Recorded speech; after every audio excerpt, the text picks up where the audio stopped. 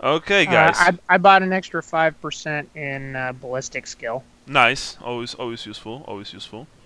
Well, especially because he doesn't want to Yeah. doesn't want to be in close combat anymore. Well, true enough. Okay, I need to check my notes. All right. Sally, you are still sick. Leopold is still sick. Okay, I thought it was Johan and, or wait, who was it who got? Okay, but I know I'm still sick. I thought it was Johan who got blasted by the fungus. Yeah, he was, but he passed. He essentially passed the test. Okay. Did I get hit by the fungus? I got my throat almost ripped open, but I didn't think I got the fungus. Yeah. Yeah. I mean, I have my notes here, so. Okay. Yeah. Okay, and Leopold has broken shatter pelvis, -2 movement, and -30% dodge. Yeah, and I thought also -10% on agility rolls. Or is that not a? Okay. It was in the notes. It was half movement, -10 agility, -30 dodge. Okay, I'm going to check that in a second. Who's making notes today? It's I think my second time. All right. Yep, my second. So. Last time on the Thousand Thrones, you've just defeated an evil slug of doom, or whatever the hell that thing really was. It's, by the way, I've added it, of course, to the gallery of monsters. If you're interested, you can check it there. It was essentially a huge slug with a mouth full of teeth. If I remember correctly, it was Lucas who slew it. Yep. Yeah. Always, you can always count on Lucas. Speaking of which, have you guys seen, and to go back to the previous subject, sorry to interrupt you, have you guys seen the new Blood Bowl Nurgle thing that they announced yesterday? Yeah, it's similar. Essentially similar.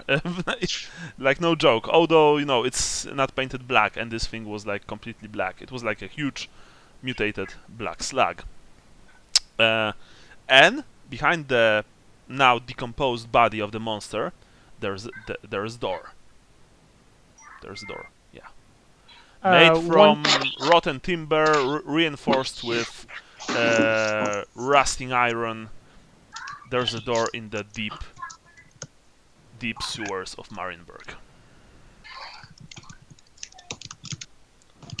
You guys are all standing in front of it. Leopold is heavily wounded. You are all essentially covered in slime and, not smelling very well. After all, walking through the sewers for a couple of hours does that to a man. The question is, what now? I guess we try to go through the door. All right. Wait. Actually, did we leave when Sally and I ran back? Were the other two guys on their way up, or because we probably don't want to split the party? Like I've said, you've all gathered before the door eventually. Okay. Yeah, you're all there. Also, what I recall was we started to run away, and then the slug essentially caught me, for lack of a better word, but couldn't kill me, or couldn't hit me, and then Lucas and Sally like assaulted it. Yeah, That's what I recall. Schmidt ran around a corner and I guess stayed frozen, I think, for the rest of the ordeal. I don't think he ever passed his terror test. Lucas killed him pretty quick. Killed the slug pretty quick once he set into it. That's what I just reread the thing before we started. So, but I think what it was is we didn't get away very far before Lucas was like, screw this, and killed it. Okay. So I would assume we're all pretty close by. But yeah, Leopold's not really itching for a fight. Yeah. Pretty dazed before. Yeah, Leopold is not feeling too well. Sally, you are covered in this strange red fungus. Like, not only you, of course. Leo is also covered in this stuff, as well as Johan. Yeah, but you're all still alive. That's good. Sally, you also see, Gennaro. He's all dressed in white, and he welcomes you inside the door. You must enter it, Sally.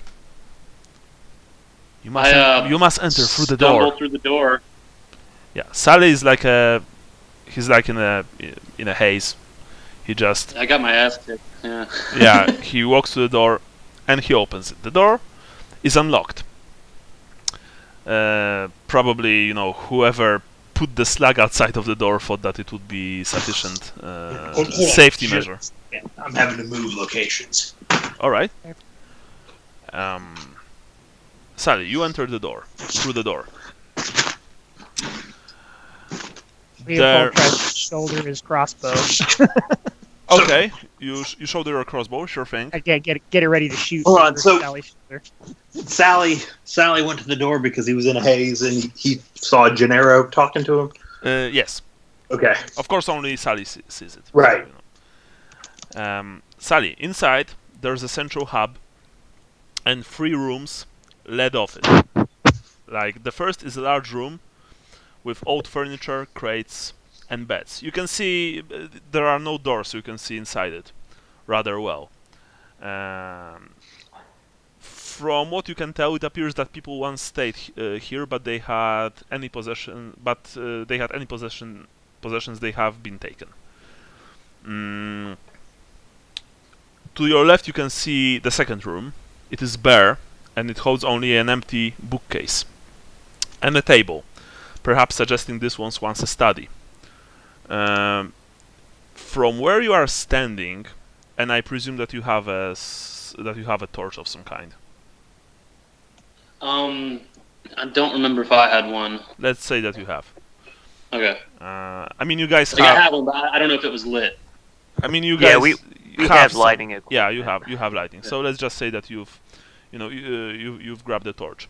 You can see even from where you are standing that, well, prevalent in both these rooms are strange runes scratched and chalked into the walls. The same runes cover the hub. They are very disturbing to look at. On the edges of your vision, you think that they sometimes change their position, and they give you nausea, essentially. You don't feel too well. Nauseous. Yeah. Yeah. Nauseous. Sorry. There is also a sickly stink pervading the lair, not only from the foul beast that you have slain, but also from the third room to your right.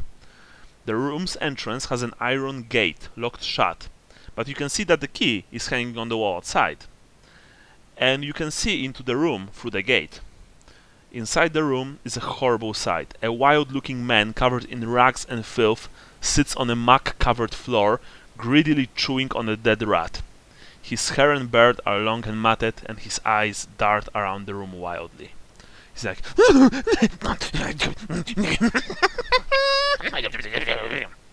Essentially, these are the sounds. And of course, he's eating a rat. So there are also like... something like that. Yeah, so that's it. I just see what I should have bought.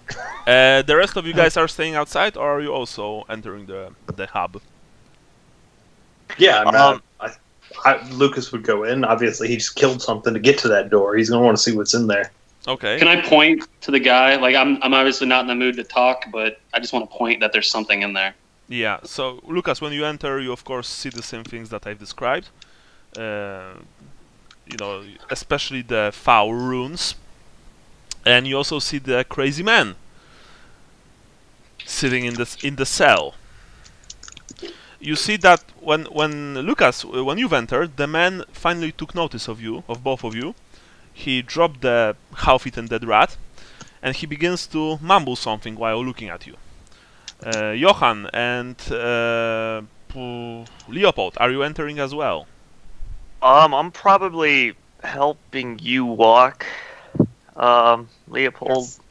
Yes. So we would be probably the last ones in no real hurry. So Leopold, unless you have any reason not to go through. No, the Leopold wants to hobble in, and he's trying to cover the advance party with his crossbow, because that's all he can really do now. All right. Sorry, just 1 second. Sean, since I don't want to swindle you, you only have minus 30% to dodge blow tests and minus 2 to movement. You don't have that minus 10%. Okay, cool. Or maybe it's because of the fungus, but I will check that in a second. Essentially, Okay, it's not yeah. it's not from your critical hit. Okay. Yeah. All right. Okay. Yeah. It said something about it. I had originally I had -10 to willpower from the in my notes from the willpower and fellowship for the next 24 hours from the fungus. Yeah. That you have. Okay. So Because okay. you So and Sally, you hear and see strange things because of the fungus.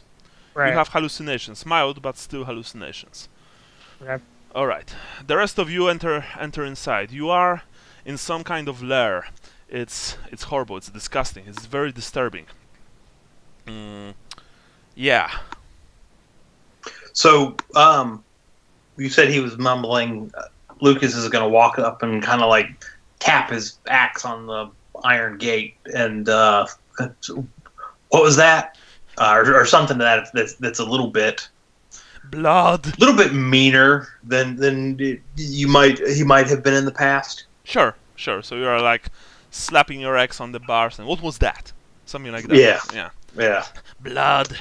The streets fill with blood, and the blood cannot wash down the sewers. The people drown their own blood, whilst the moons look down and laugh. Beetle and Fly had a race. How did Beetle win? Beetles cheat. I saw 3 of them then. 3 moons where once there were 2. He showed me the 3rd moon. How blind I had been not to see it before. He told me its name, and how I wept. He had a tongue like a serpent, a poison serpent. The master could not see how much he suckled upon his sores, his tongue in master's wounds. I dreamt I had no bones, and lay in filth, unable to move. Glorious! She is looking for them. The bait is set, but the teeth of the trap are black and rotten. She underestimates her prey.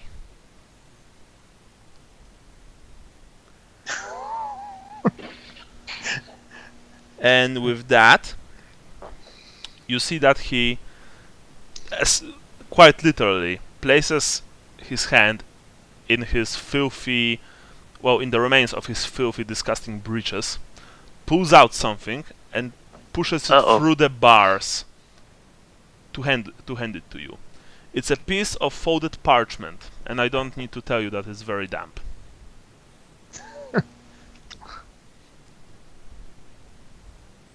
Of course, I'm talking about you, Lucas. Lucas?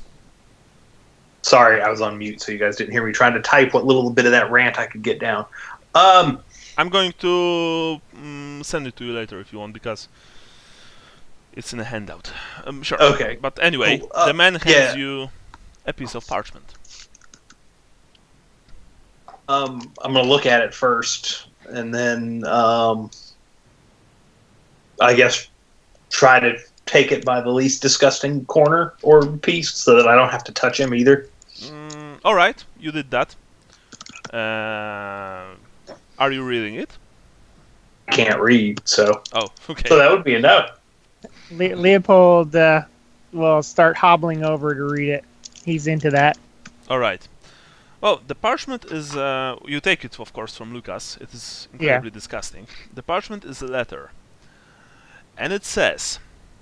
Jürgen, your aid has been invaluable in these times, but as our Lord does teach, all things must wither and decay, and the time of our presence in Marienburg is at an end. We have a new purpose now, to guide the child to our master's sweet embrace. May his name be cried out 7 times and borne on the wings of the corpse flies. I leave for Altdorf immediately with the child, and as such the 3 moons exist no more. Remain here, do not forget your tenants. Celebrate what beauty you can find, and share with it the blessings of the Lord of Pestilence. When our plan is complete, and the master embraces the boy, then we shall return at the head of a tide of glorious filth. The lands of men shall rot, and the chosen of Nergal shall dance in the fields. I have one last task for you to undertake. The prophet Reuben has outlived his usefulness in the eyes of the great corrupter. It is entrusted to you to end his life. Glory to Nergal, glory to the king of maggots. Well, that's pretty clear. Yeah. Not terribly subtle. What does it say, Leopold? It says all that. Oh, so you essentially read it out loud. Yeah, I read it out Alright. loud. When he spoke the name Nergal, you've all had this very unpleasant feel in your guts. Like, a bad case of cramp, of stomach cramp. It only lasted a second, but it was there. So just to be clear, the letter is saying it's up to us whether we kill this guy or not. Well, it's probably not addressed to you. It was addressed to whomever was the custodian of this place. And since the letter is addressed to Jürgen Bayer probably, it's almost certain that he was the man, he was a cultist of some kind, who took care of this foul place. But who's the Ruben man? Hmm. Yeah, I have no idea who Ruben is. Yeah, me too. The prophet Ruben. Yeah. All right. Well, that's easy. They're just not charging enough for their sandwiches at the bakery. Yeah, there you go.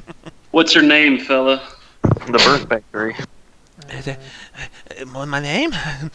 My name has been scribbled in the 7 mounds of great feces. It is not important. I'm just a fly. A little fly. A little corpse fly. So, but the main gist of it is that they're taking the kid to meet the master in Altdorf, right? Yeah. Well, tell me. First tell me if you really what do you think that means? I'm asking you, of course, as a game master. We have to go to Altdorf. No, yeah, well, naturally. Yes, that we finally have an actual reason to go to Altdorf, not just because I want to. But let's pick apart the clues in the letter though. Like, is there any more specific information? Well, the letter for all of you, is rather specific. It was obviously meant only for Jürgen, rest in peace, sweet prince. But the thing is that the man, whom, by the way, you don't know who it is, because there is no signature. He said that I'm taking the boy to Altdorf. And you know that the boy has gathered a lot of people around him, like the crusade, right? Right. So that means that essentially at least one, maybe more, members of this cult, what's the name? I forgot. The Three Moons cult, have infiltrated the ranks of the Crusaders. They're probably the kind of in charge, essentially. They probably created the crusade to begin with. Perhaps not. Well, you don't know that. But well, we already have the knowledge that there's some bullshit going on, that he's not really Sigmar, and that these guys are just saying that to get him to Altdorf and get. Yeah. Again, of course, there are people who are saying that he's not Sigmar. There are people who are saying that he is Sigmar. Right. It's hard to, discern in these times. After all, there was this man some time ago named Volten. Some people were saying that he was Sigmar reborn, others that he was an imposter.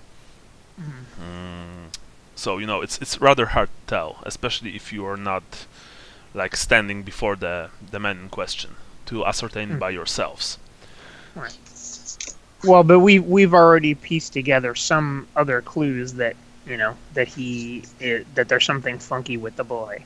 Yes, yeah, certainly that. Especially, I think all of us are leaning that it's not Sigmar Reborn. Yeah. Yeah. Well, especially with the mark, that he wasn't born with the mark of the twin-tailed comet on his chest. Right. That he has some strange powers of persuasion, perhaps. Then again, of course, like I said, for you, all of these things are really still rumors. Yeah, we don't. That's just what some people say he does, some people say he doesn't at this point. Yeah. But we now have specific reference in this letter that there is a cult of Nurgle, that they're heading to meet the Master in Altdorf, and it's a connection from the kid to Nurgle, Right. so he's obviously not. I hope that you're not saying this in game. No, I thought we were just working out what we think. All right. No, because if you do, of course, there are no consequences other than that you feel a horrible taste on your mouth, in your mouths. Yeah. okay. You Say, pass gas every time you say Nurgle. Okay, so we stopped saying the N word. Jesus Christ. That was good. That was a good one. Okay. So correct me if I'm wrong, but the letter says that this conspirator guy is actually the one leading the boy to Altdorf, as if he's kind of pulling the strings of the crusade, or That's what it sounded like. Is that he personally is taking the kid to Altdorf to meet the Master? yeah. So it does sound like he's part of the group, which is actually running, I guess, the crusade, or at least that's my impression. Yeah. Yeah. The man Lucas. behind the bars looks at you, and of course, he giggles from time to time. He mumbles something. He's not doing anything else. Just so you know. Lucas is going to direct Leopold to put a crossbow bolt in him. One of the things Leopold wants to do first before he starts pincushioning this guy, although he does want to kill him because he's obviously a cultist and he deserves to die, is so there's nothing else in this room except for this cage door, or is there any other doors in here, or no? Like I've said, there are only three rooms here, and like I've described the other two, there's nothing there. I mean, you can walk towards them, look inside. They are practically empty. There are a few pieces of furniture, and that's it. And there's this cell-like, place, cell-like door. Okay. All right. So essentially, the cell is really it. All right. Well. Okay. I'll unless anybody objects, I'm gonna shoot this guy. No, I think we should do that. I'm just leaning up against the wall right now, not protesting at all. All right. Well, I will shoot him. All You right. gotta say something first, though. You gotta. Stick around. Yeah, I can't think of anything witty, Kathunk. You attempted I to hate use a roll lies. command looking for the value of a selected token, but no tokens are selected. Okay. That's what you say to him? Yes, that's what I say to him. Okay, I have no idea what the deal is with that, but apparently You can when say, I hate flies. when I tried to roll on the attack, You don't have to roll. Essentially, you just aim your crossbow. The man does nothing to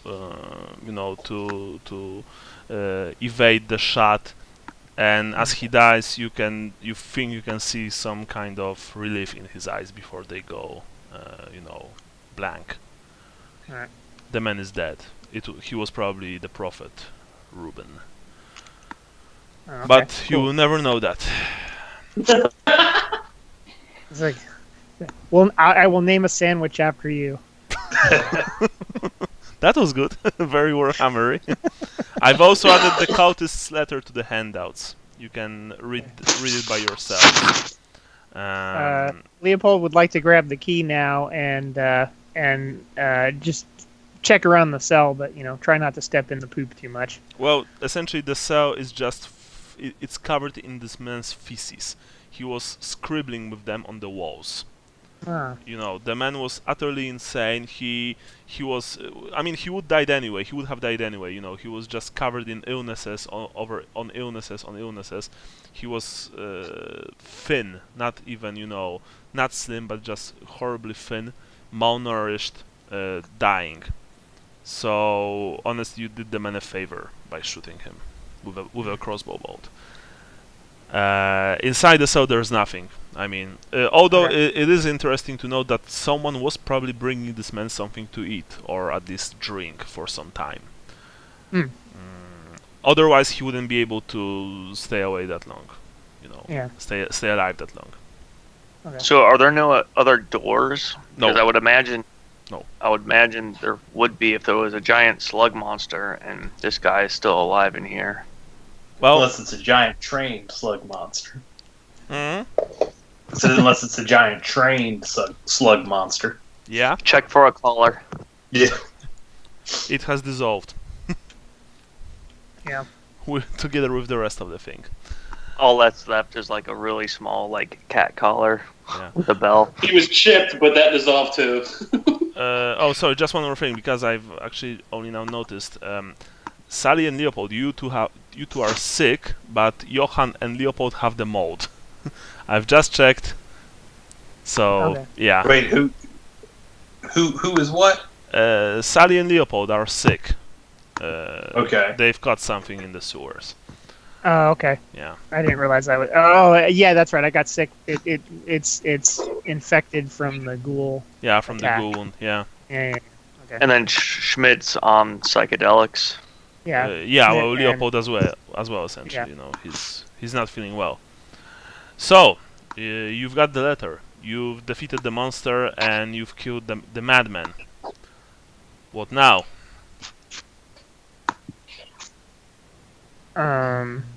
Looks like we now have our proof to take to. Keep on forgetting her name. What's her nuts? Lydia? Yeah. Remember that Nihilus is probably with Vincent right now. Oh yeah. Well, I'm trying to remember. Because that was the other thing, is that we're Nihilus is saying that the next time he sees us, he's probably going to kill us, if I recall correctly. No, he didn't say that exactly. He said that he will be ordered to do that, but he didn't say that it will be next time. Well, yeah. I mean, not. I don't mean next time as in when we go to pick up Vincent, but next time as in the next time Yeah. we encounter him. So yeah. So that's just what I can't remember, is if we have to go back to prove that we have to go to Altdorf now, or if we can just go. I think we just go. Okay. Well, Maybe send a messenger. Mm-hmm. I think he said that you should contact him, especially since he's with Vincent. Well, okay, yeah. So we'll. So that sounds like the plan then. Is let's get back to Johann's apartment, and we can prove to Nihilus that the things that we've learned, and then aside from healing or whatnot, go to Altdorf, buying more armor that isn't destroyed.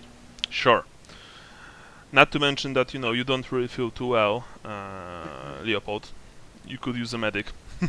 Yeah, no, I know. Well, I thought we ascertained that I'm probably going to have to find a bright wizard at this point. You mean the light wizard?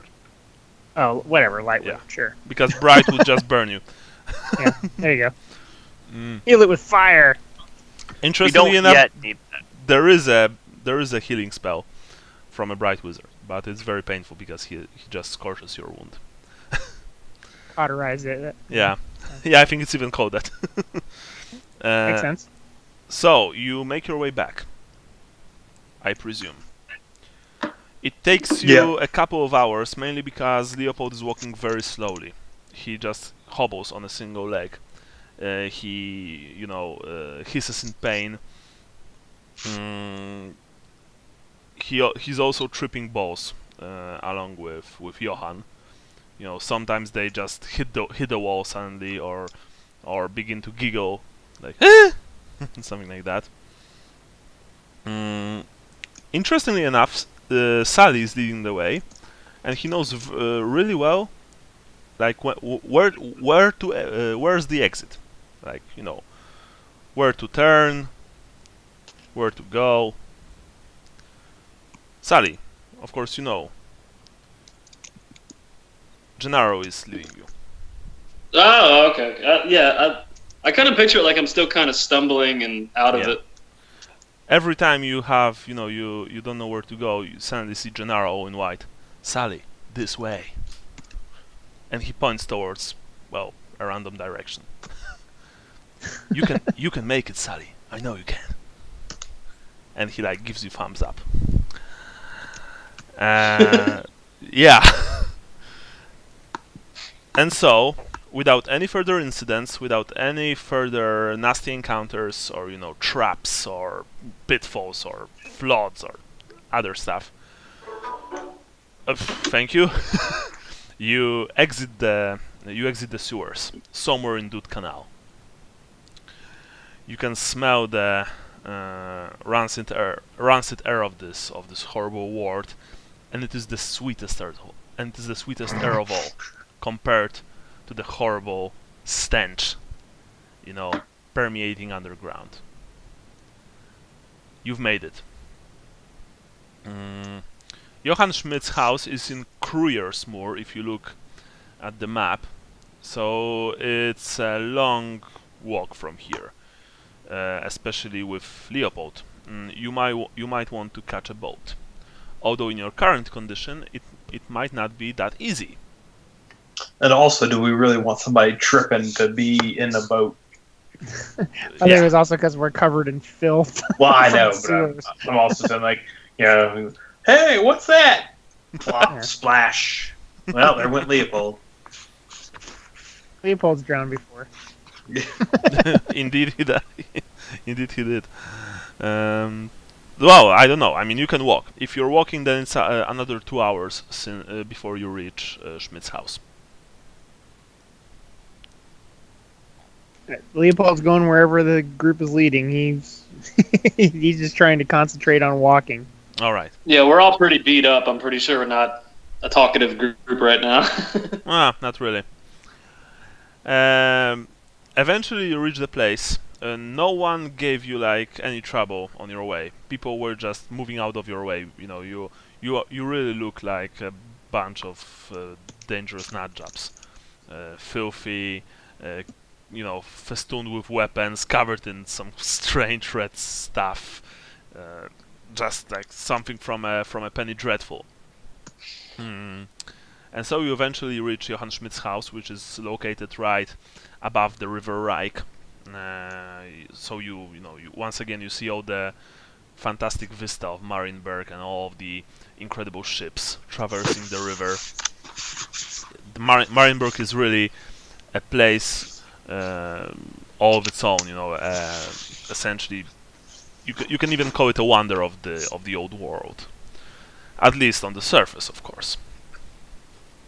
When you enter Schmidt's flat, which is comprised of only a single room, I might add, you see that Vincent is laying on the cot. All of the bottles have been placed under a single wall, or rather in a single corner. The place has been tidied up a bit. Schmidt, you are very surprised to see that. And Nihilus is sitting on a small stool, essentially just, wiping Vincent's forehead with a damp rag.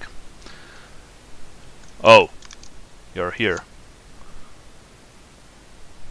he says, and he continues to, essentially just tend to him. This, I believe, makes us even, Nihilus. You're saying this as Schmidt, or are you saying this as Vincent? As Schmidt. Yeah, sure thing. You've paid your debt. Of course, if you want, you can always find, more work with me. Oh, well, very well. You know where to find me. And he gestures around his own home. Sure thing. Your friend will be fine, he says, looking at the rest of you. I've applied the medicine to him. He will be weak for a day or two more, but he should be fine. That said, well, the good doctor Schreiber will probably need to employ a new set of guards in the future, and he will also not let that he will not let that go. So I suggest that you should probably leave the city very soon. Well, that's our plan. We're headed to Aldorf, and then Lucas motions for Leopold to show Nihilus the letter. The poop letter. Yeah. Yeah. Nihilus grabs the letter, wrinkles his nose a bit. Before you go, you should probably catch a bath. And yeah. Leopold, I will need to check that wound of yours. Right. Yes, it's... Alright, sit in that corner over there. Let me read it very, very fast. He reads the letter with his trademark frown. Well, that's certainly interesting. Alright, keep the letter. Keep it safe. I mean it. A witch hunter finds you with that, he will burn you alive. But it will be safe with you, and you will probably need it. Mm-hmm. I can't and I don't want to order you, so you do as you please. But it would be good for you if you could follow the crusade and essentially uncover that the person, he says with a distaste, who wrote this letter. I won't be able to. This is the last time we are seeing each other now. In a couple of days, well, probably in a day or two actually, I will receive my orders to kill all of you from my superior. Unfortunately, faulty intelligence will make me leave to the west, while you travel south, or in any other direction. And I will actually gather my wits, around somewhere around the border of Bretonia. And so I will probably need to catch up with you. But then it will all be too late. Naturally, only we know about this. That's my last gift. And when I'm saying that we are meeting last time, is that because if we will meet after that, I will need to carry out my order. No hard feelings. Thank you much. Right. That said, this is dangerous stuff. That kid, I don't know if he's Sigmar Reborn or not. I don't know if he's some kind of charlatan or if there's someone behind him, pulling the strings. But they are making their way to the capital, to the Emperor and Grand Theogenist. This is very dangerous. We are too weak right now, and too scattered to do anything about it. So, if you would do this, I'm not asking you to do this because of your patriotism or even because it's right. You will be paid. Handsomely, I might add. Or even maybe, there will be other benefits for you, if you agree. If you agree, I will present you with a letter, a coded letter, which you will need to give to someone in Aldorf. That someone is a friend of mine. My commanding officer. He will do what is right.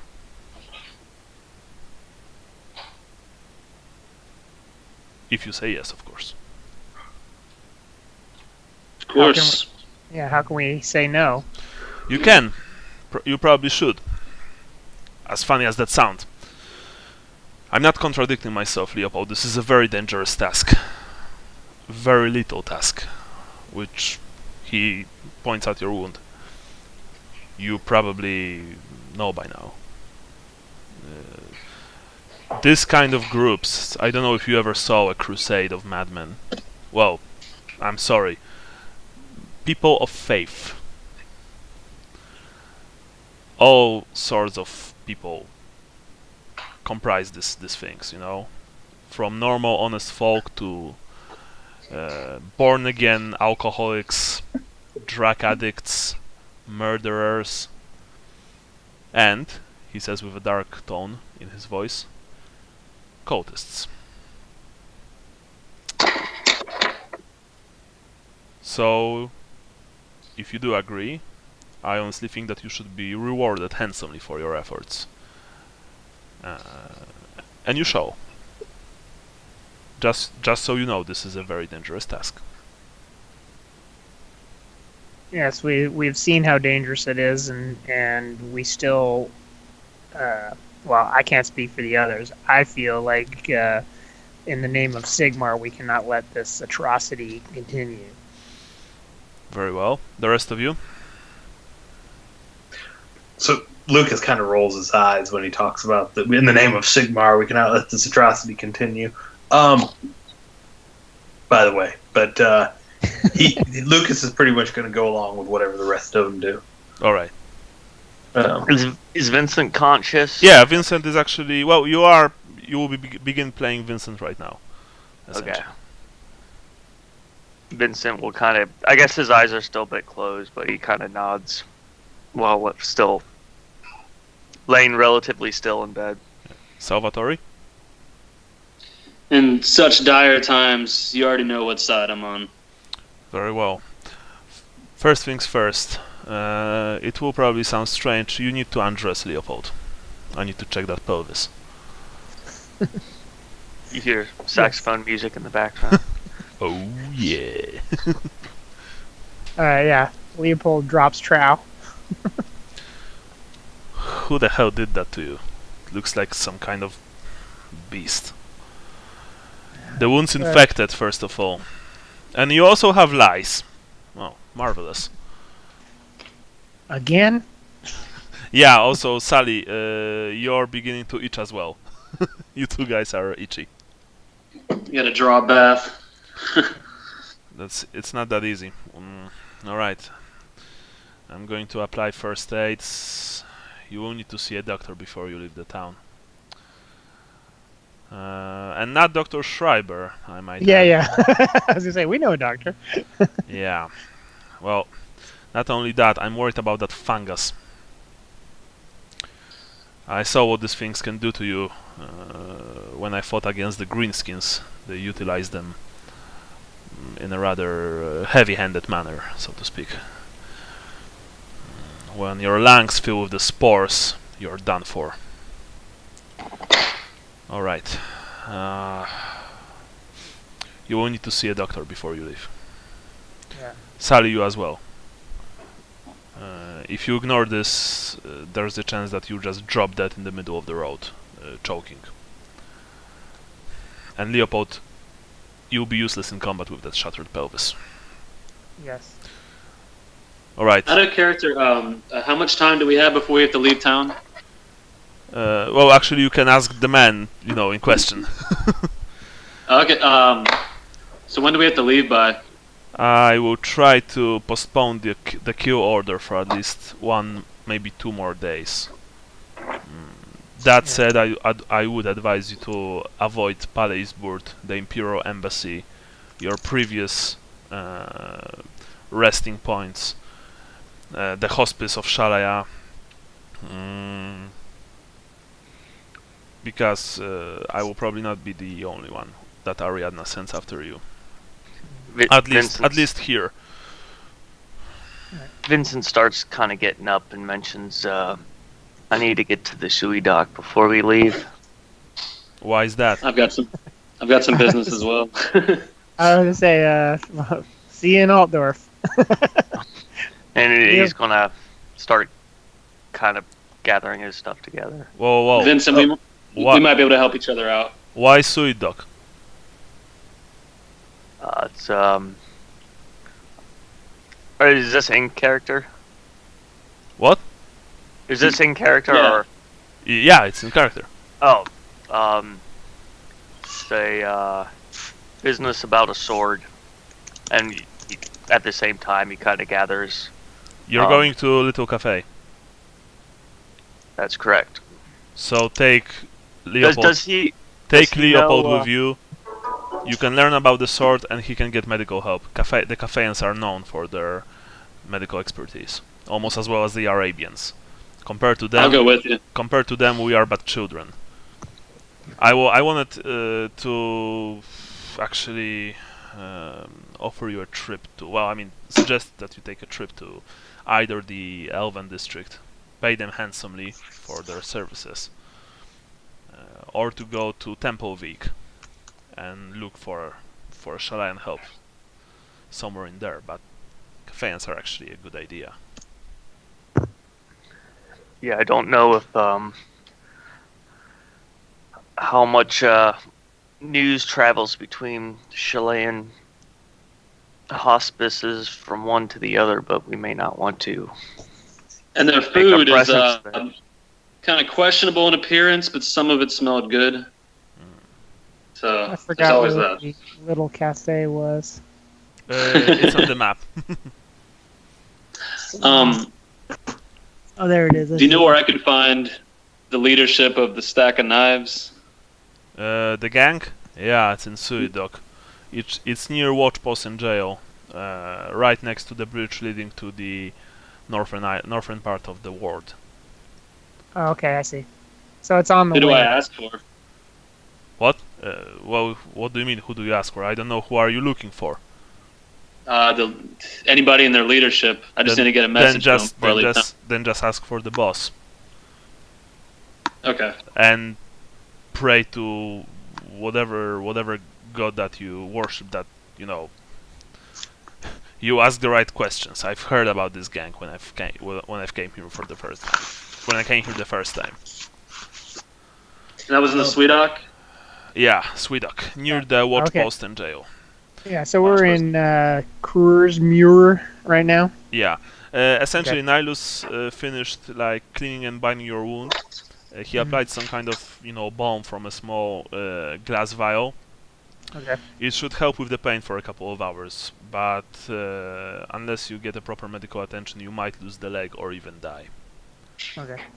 I suggest making haste, and I suggest leaving tomorrow at the first dawn. Lucas. Yeah. Lucas is going to ask Johan where the nearest public bath is, and ideally a place to get some clean clothes or get his clothes laundered.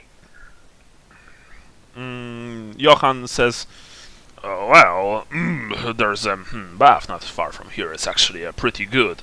They have clean girls there, very skilled, and they're not charging too much. If you catch my drift."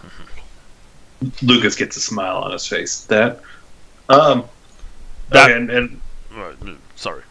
and what about the clothes? Is there a place nearby there I can get my clothes cleaned or get a new cheap set? You can ask the owner. For a couple of pennies, she will gladly either clean your clothes or fetch you a new pair of Awesome. breeches and a shirt. Awesome. Lucas arranges to meet the rest of them after he's had a bath and a happy ending, and and he's gonna go. Like I said, figure out where to meet him after that, and he's gonna go take care of that. Where should we meet after that? Because it sounds like we might be splitting up into three paths. Meet here, says Nihilus. I suggest. Okay. Sounds good. You'll be able to catch a boat tomorrow early dawn. Swim out of the River Reich, drop the boat right behind the river gates, and then make your way on foot towards Aldorf. Very well. That's my suggestion, of course. You will do as you please. Just remember to move quickly and to watch your back. Vincent's throws his sling bag over his shoulder. He's pretty much has everything ready to go. And kind of looks at Sally and Leopold. See if they're ready. Got your pants back on, Leopold? Yep. So, I'm assuming Lucas can take care of his thing without any real issue. What would that cost him? Well, do you also want a girl? Of course he does. So the bath, the clothes, it will cost you about 2 silver. 2 silver? Yeah, tops. Sounds good. The girl is skilled enough. The bath is warm, of course. It's nice. They even got you a bar of soap. And the owner of the place, which is called the Golden Carp, she personally, bought you a new set of clothes. Very basic, right? But that's all he needs. Yeah, they will suffice. Johann stayed in his small dingy apartment, mumbling something about. Now I don't know where are my things. Because it's been cleaned. Mm-hmm. While you guys make your way to the Suidok. Well, first to Winkelmarkt, then to Suidok. Nihilus, I told you not to move my stuff. Before you all left, Nihilus, of course, bid you one last time farewell. And then he simply left. And you never saw him again. That was truly the last time. Before that, he of course gave Sally. He gave you, Leopold, a small scroll case with a seal. He told you not to open it and not to lose it. And that he also gave you a small piece of parchment with an address in Altdorf. Speaking of... What? Who did you say you gave that to? Leopold. Okay. Speaking of sealed scroll cases, it might not be a bad idea to get the that letter from the cultist. He produced sealed. a small scroll case and gave it to you.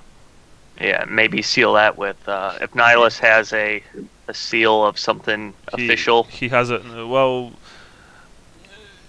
he says that he has, but he's not going to use this on this document. Because if someone would find this document, break the seal, for example, an Imperial seal, and then read the letter, then it would really be problematic. So it would also be evidence that he had seen us after, or even though he knew he was about to have to kill us, and then purposely went in the wrong direction. Yeah. So he only sealed the second scroll with wax, just in case, and he handed it to you, Vincent. Okay. Handed which one to him? The second one, the letter from the sewers. Oh, okay. So Vincent has the poop letter. Okay. Yeah, and you have the poop letter. And you have the secret message, Leopold. Yes. You enter Winkelmarkt, which was once a very prosperous ward, but now is slowly falling into decline. It's not Dudkanal bad, but it's getting there. It was also one of your first locations in Marienburg. So long ago, a few days ago, in fact. Maybe a week ago. So maybe 2 weeks ago. Sorry. Sally, you're making your way to Watchpost and jail. Are you taking your guys with you? Yeah, I was gonna go with Vincent and Leopold. I think better they're all on the same side of town. Yeah, because Little Cafe is on the other side. So yeah, we got to go across that bridge next to the. Yeah, I imagine your business might be better done by yourself, Sally, or do you want a wounded man and Vincent to be following you around there? I'm just delivering a message. Probably better off if I'm not by myself. But yeah, at this point, I'll do what I have to do, I guess. Because so if you wanted to go by yourself, we could drop you off and then meet you at the bridge because that watch post in jail is right by the where we would. Well, split I have to paths. heal up as well, though, and he said the Cathayans are really Okay. good with that. All right, so we're stopping. So on the hopefully way. we can help. We can all help each other out here. But Okay. So first stop the Cathayans then, right? Before yeah, I think so. Leopold's medicine wears off. all right. Okay. So first you're making your way over the bridge. This time, unfortunately, you need to pay a small fee, a penny per leg. So 6 pennies total. Who's paying? I'll get it. All right. Sally's No, paying. Leopold looks around. They're going to Little Cathay first, you said? Yeah. Yeah. Okay. Sally is paying the black hats the appropriate amount of money, and you're making your way to the other side. After like 15 to 20 minutes, something like that, you enter a completely different, like, not even part of Marienburg. You enter a completely different world, honestly, with strangely constructed buildings, with strange, slightly curved roofs, lanterns made from colored paper. It's full of interesting smells, especially for those of you who haven't been here, so Leopold. And there are also people who look completely different than your average, old warder. They look exotic. Leopold, you feel like completely out of your place, out of your element here. Yeah. It's like everybody is glaring at you. Yeah. Well, soon enough, a bunch of small, dirty children begin to follow you, and speaking something to each other in their strange melodic language. A couple of street vendors try to sell something to you, some kind of street food, like aromatic pieces of meat and fish, like small clay cups full of strange aromatic brew, stuff like that. They, of course, they only want a single penny for each of the of the meal. Sorry. If you're not interested, then of course they quickly lose interest in you. Sally, where are you going? That's my question. We had to go to wherever Vincent needs to go and get medical treatment, right? Well, yeah, why don't I drop you? Let's look for a medical treatment. It's probably going to take a minute for you guys to go through your process, and then I'll do my own thing. If that's okay. Yeah, that's fine. Yeah, you've passed a couple of herbal medicine shops, and Sandy, before you see a small building with, of course, the strange geometric lettering covering it. But there's also a familiar symbol, a dove holding a small olive branch. Cathayan Shalia. Well, and as you approach, you can also see that there's a sign in Reichspiel saying "Sick people welcome." It's like the place. Do you like to try this place? Yes. Yeah, I walk in. All right. You walk inside. A small bell sounds, ding, ding, ding, ding. Inside, of course, it's full of fantastic exotic smells, and smells of incense, smells of herbs, of balms, of medicine. There are cages with chirping birds hanging, from the ceiling. There are scrolls lining the many shelves, hugging the walls. You are also stepping on a luxurious thick carpet, which has been embroidered with images of serpentine golden dragons. And a small man emerges from the side door. The man is literally a midget. He's not a dwarf, like dwarf. He's just, a very, very, very short person. He's got very long mustaches and beard, almost hanging to the ground. He's slightly hunched, and he's wearing a strange set of clothes. You never saw this kind of clothes before. Ah, welcome, weary travelers. Welcome to my shop. I am Juan Jay, and I will be very glad to assist you this day. May the ancestors look upon you in favor.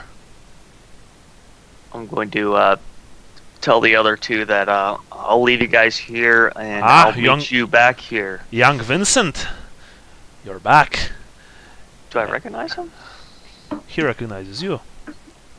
You made a bit of a scene here, if you remember. Oh, and you've brought your short companion with you. Welcome, Master Halfling. Welcome. He's actually my sidekick. I just want to be clear about that. I like that. And who's the tall man with the shattered pelvis? I see. Nasty. Tall man with the shattered pelvis. Yes. Leopold at your service. Leopold. Very well, Leopold.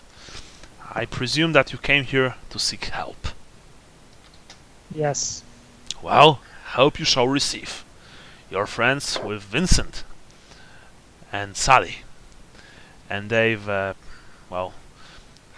are very welcome here. They've, you can even say that they're sort of heroes. Believe it or not. So, I will going to help you. If you, of course, wish so. Yes, very much. Please follow me. Vincent has a very serious look on his face, but you could tell he's blushing. Yeah. Hey, can we take a quick break here? Sure thing. I need some coffee. Yeah, I'm going to make myself some as well. Yeah, me too. Awesome. Be right back then.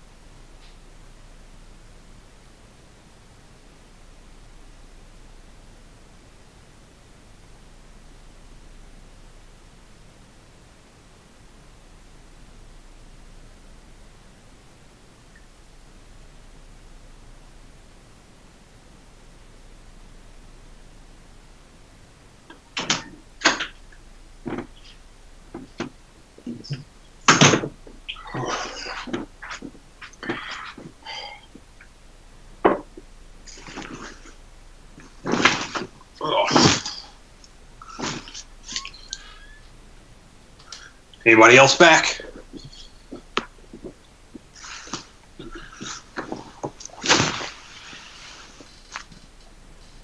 Just got back. Yeah. So you guys got a stomach thing going around there? Well, it's not stomach per se. For me, it's manifesting as a lot of sinus pain and pressure, and starting to get into my ear. Oh, okay. So, So there was a stomach thing going around here with the kids' school that my wife and I got on the same day. Thankfully, mine wasn't too bad. I mean, I had about 2 hours of just wanting to die, but that was it. yeah, But hers was like a day and a half. it's terrible. Yeah, when you both get sick and you have little kids, that's horrible. Yeah, well, my son brought it home. My oldest son. Thankfully, none of the other kids managed to get it because it was we had it the weekend before Christmas break started. Oh, jeez. So, we made it through all Christmas break, and none of the other kids have shown any signs of it. But yeah, he had it like midweek the week before. Yeah. It was. I just started having problems with, I was like, oh, I must be, some allergens are in the air or whatever. Well, And it was bugging me, so I was trying to, do various things that I could to alleviate it. And yesterday I went for a run, and that just killed me. My throat hurt, my head hurt. I was just like, I'm just gonna sleep. yeah, and I hate running, but we're talking about moving to Florida. And I'm thinking if we do, I'm going to take up running. Mm. Just because I need to do something moderately healthy. And Florida, you could run year round. Even in their winter, it's, Right. 40 degrees max coldness. Yeah, but their summer would be miserable running. Yeah, that's the only thing I was gonna say is that I'll point out though, you'll find out when you have little kids, you are up pretty early. So if I'm doing my running at 6:30 in the morning, even in their summer, it's only going to be, we're in the 80s, the low 80s, mid 80s. So, Is everyone here? I'm Yeah. not sure if Gibson is back. Yeah, he just said he was. Oh, okay. Jay, you're back? Okay. Yes, sir. Yeah. Yeah? Along the way to the Cathay Quarter, I want to tell everybody we got some assets at the inn. Yeah, Leopold was going to say no, that Nihilus told us not to go back there, but then realizes that he left some 200 plus gold back. Yeah, we have to go back. I mean, he said not to go back to the Palace Port, though. That's a different district, right? Yeah, I think. He said not to return to any of your previous places, but it's up to you. Yeah, no, Leopold can't leave his money behind. Yeah, That's not an option. that's only natural. You are brought to the back of the small man's shop, and he essentially, takes care of every single one of you, unceremoniously asking you to undress, butt naked, and then he starts applying all sorts of strange medicine. It's very unconventional. I mean, some of this medicine is like pretty standard stuff, leeches, balms, but then there are those strange, like, thin needles that he's sticking in your bodies. There's like inhaling some kind of incense from a small bowl. There's eating slugs and other strange, marinated insects. But funnily enough, it works. After like 2 to 3 hours, because it takes some time. Taking a couple of baths as well to remove the lice, scrubbing scrubbing the fungus from you, you begin to feel a lot better. That said, I will need to just roll a single time.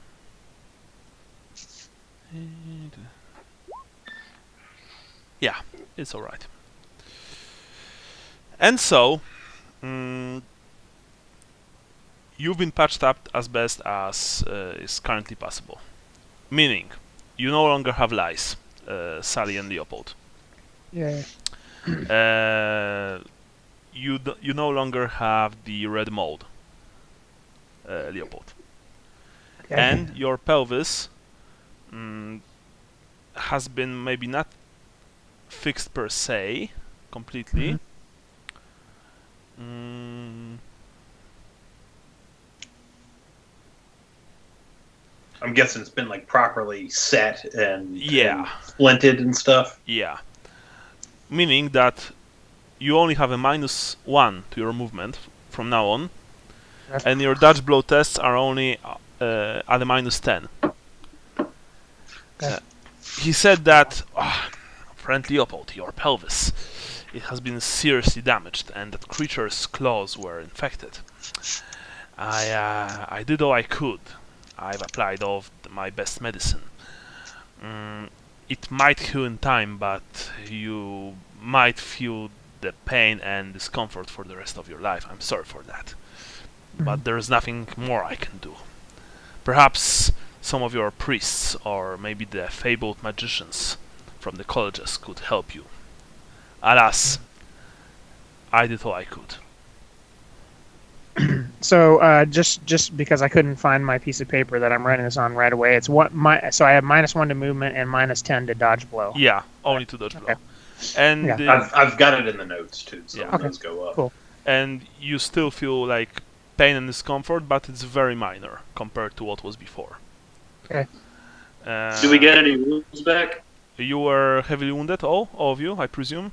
I had I'm either at one one wound, or yeah. I had either 1 or 2 wounds left.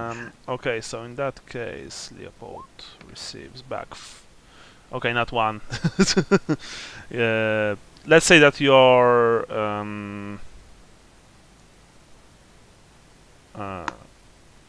Lucas, how many wounds do you have? I only had 1 wound total taken. I had all but 1 wound left. Oh, okay. So you have only 1 wound left. No. I had only taken 1. Okay. Okay, guys, you're all on full heal. Okay.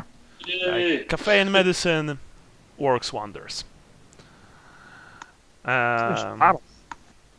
Yeah. Of course, the man doesn't want any payment. He says like, for your services, that's the least we can do. Thank you once again, Vincent and Sally. And best of luck to you, Leopold. Yes, thank you. And thank Do you have any- my stars that that it's free. Yeah, well, Do you have any healing droughts that we could buy, or tobacco for pipes? Tobacco I do not have. I have tea, which you might buy if you wish so, and if you wish to drink something better than the usual fare of ale, which is served in these lands. I do, however, have healing potions. Yes. Can we buy a few healing potions? Come again? How much are they per healing potion? They are 3 crowns per bottle. 3 crowns? That said, these healing potions are a bit weaker. They only heal 2 wounds instead of, I believe, 4.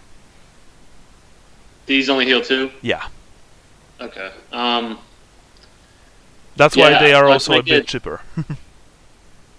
Can I get 4 of those? So that'd be... Naturally. Okay. So 12. Yeah. He sold you 4 greenish potions in small square bottles. So is this the same guy that we've been dealing with? No. Okay, he just knows of us. Yes. Well, yeah, because I think I listened to that bonus episode quite a while back, and didn't you guys like kill a demon or something that showed up? Yeah. Or you did something that was the Yeah. people were being terrorized by something, and you saved them. I paid for the healing potions out of the war chest, and I give you guys each one healing potion. Okay. So I have 2 right now. Fine by me. So, what's your next plan of action? By the way, Lucas, I presume that you are returning to Schmidt's house. Yep. All right. After that, yeah, you're healthy, you're clean, and you're satisfied. Yeah, I need to address the sword issue with the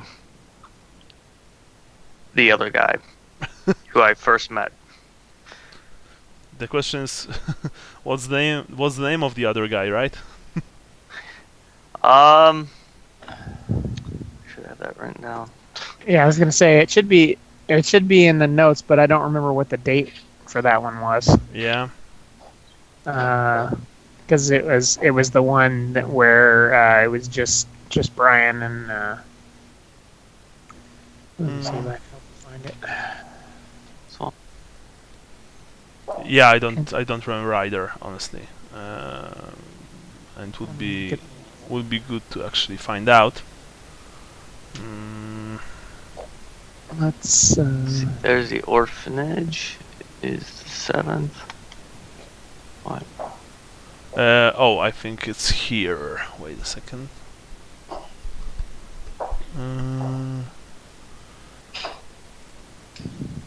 I believe it's. Was it from back in June?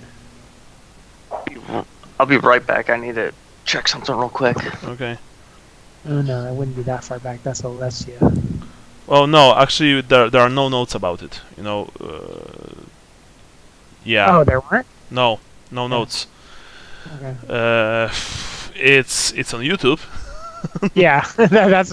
I definitely. Okay, I have an idea how to fix that essentially, but we'll wait for Vincent. Well, we can just retcon. Yeah. that we know the name and because I remember, so it was an older gentleman. Yes. And you had to do a favor for him in order for him to do something. Well, I think they did favor for him, right? Yes. With the demon thingy. Yeah, they almost died. Yeah, well. Yeah, like we had to go there because there was the halfling crime lord had some business arrangement. Oh, he yeah. wanted. And you did that as well. Right. Yeah. Yeah, that was what you originally went there for, and then he was like, "Oh, if you do this for me, I'll help you with the sword." I thought is what it was. Yeah. But maybe I'm mistaken. I think that was between Vincent and him, though. I don't think that was anything Sally was told about. I think I was unconscious when that was going on too. Yeah, Sally was knocked out. Yeah. All right. So Because I remember saying something about it that's a good thing that that Leopold doesn't know anything about this whole side quest because yeah, because you'd be stabbing people. Because hardcore Sigma, right? Yeah, there was something squirrely going on with these false gods. All right, sorry about that. No worries. All right, Vincent. Let's just say that you're asking for the man in question. Yes. Oh, I'm afraid that he left on a journey. That said, he did told us that you might come back and ask for the sword.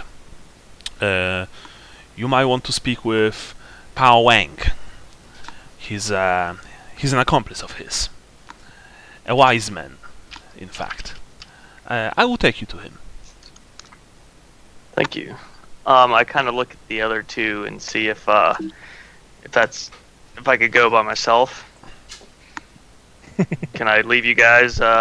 Meet you at the south end of the watch post bridge. Your friends can follow us. It's no big deal. Okay, I look at him and I guess carry on. We are all. I kind of friends shrug. All right. Whatever. Jason, you remember the name of the guy in the dream? Mm-hmm. Do you remember the name? Still looking. Actually, I don't think we put notes on it because it was a 2-1. Yeah, Um, I thought that you might. All right. No, it's like my fault. I should have written it down, but it was like improv session. Yeah. All right. Anyway, you're making your way through little cafe, and suddenly you just stop before an ordinary-looking house. The which of are like many here. Your guide simply opens the door. Perhaps it is his house. You don't know, and enters inside. Inside, you see that there's a cafe sitting in an almost empty room, bar a few pillows, and low tables dotting the ground. The man is painting something on a canvas, but you don't see what it is because he is facing your way. Wang, I've brought you visitors. Young Vincent is here, as well as Sally and their friend, Leopold. Oh, very well. I will attend them shortly. I just need to finish this fine painting of the celestial gardens of Weijing. And so you wait for 15 minutes. Can we see the painting? I'm afraid not. It's not yet. It's unfinished. And if My you- grandfather was a painter. I understand. Yes. So your grandfather probably knows that to look at an unfinished painting is to court disaster. I've never been an artist myself, so it eludes me. I'm not an artist as well. It just helps to calm my inner balance. My chi, if you know what it is. I don't know what that is, but I'll pretend. Yeah. It's, well... It would take too long to explain. Your guide essentially, whispers to you, chi is essentially your inner power, so to speak, your spiritual power. We believe that if a person is, for example, exceptionally violent, or maybe exceptionally dour, then that means that his chi is off balance. There are many ways to align it. Painting, You can't fool the blind maiden, can you? probably not. Although she is blind, so I guess you could try. After 15 minutes the man finished, put away his brush. He is a middle-aged man with short cropped greyish hair. He is dressed in a simple yet rather effective Cafean style. So, silks, stuff like that. He's of course, a bit higher than your guide. Ah, yes. My master told me that you might be coming back, Vincent. Please, sit. I will make you also tea. I will make you also some tea. Thank you, Zhuang. My pleasure. May the ancestors favor you all, says the old man to you, the herbalist. Then he bows and leaves. I give an Almost awkward heard a bow. sudden twang. The man disappears, like your new contact, so to speak, disappears behind the door at the back. He's gone for like 10 minutes, and then he returns with a tray filled with small wooden cups and a small kettle. You can smell the strange but very pleasant herbal aroma coming from the this tray. Please try this. It's a very fine tea from the western parts of Cathay. It's actually grown not far from our capital. I've been a fan for all of my life. Ah, yes. Very delicious. Very refreshing. Are you trying the tea? Yes. Yes. Is it for everybody Yeah, or just for okay. Vincent? For all, of course, for all. Okay. Yeah. So I never met a free cup of tea I didn't like. Well, whoops. Alright, so anyway, it's like you guys know herbal drinks exist in the old world, and you've drank many of them. Most of them are medicinal. In their like in their nature, so to speak. But many of them are not that good. I mean, they're not that good tasting. They're usually either very bitter or very bland, sometimes rancid. But this is delicious. This is truly a wonderful drink. It's like it warms you up inside, but at the same time, it's kind of like refreshing. And it's you drink it from those like small, funny-looking wooden bowls. So anyway, Pao Wang looks at you, Vincent. So please, tell me, what do you want to know? I want to take the sword out and kind of put it in front, and say I have this sword that your master had great knowledge about. It was found in the dungeons of Talabheim, and was blessed by the priests of Moor, and served both the gatekeeper and your master as well. And there is an essence within the sword that your master said would take some time to unlock, and that I should return in several days to do so. And here I am now before I leave this city. Oh, the sword is... It is called Masamune. And it is a foul and terrible thing. It's... the sword is death, essentially. It's death forged to kill death. Legends say that it was forged by a daimyo from the faraway Nippon during the night when an outsider, a pale outsider, visited his home and murdered his entire household, but not before turning his beloved daughter and making her a creature of the night. It was said that the daimyo, whose name was lost to time, forged a part of his hatred into this sword, and before he was torn apart by the pale stranger, he managed to hurt him with the blade. Hurt him so much that this wound never healed.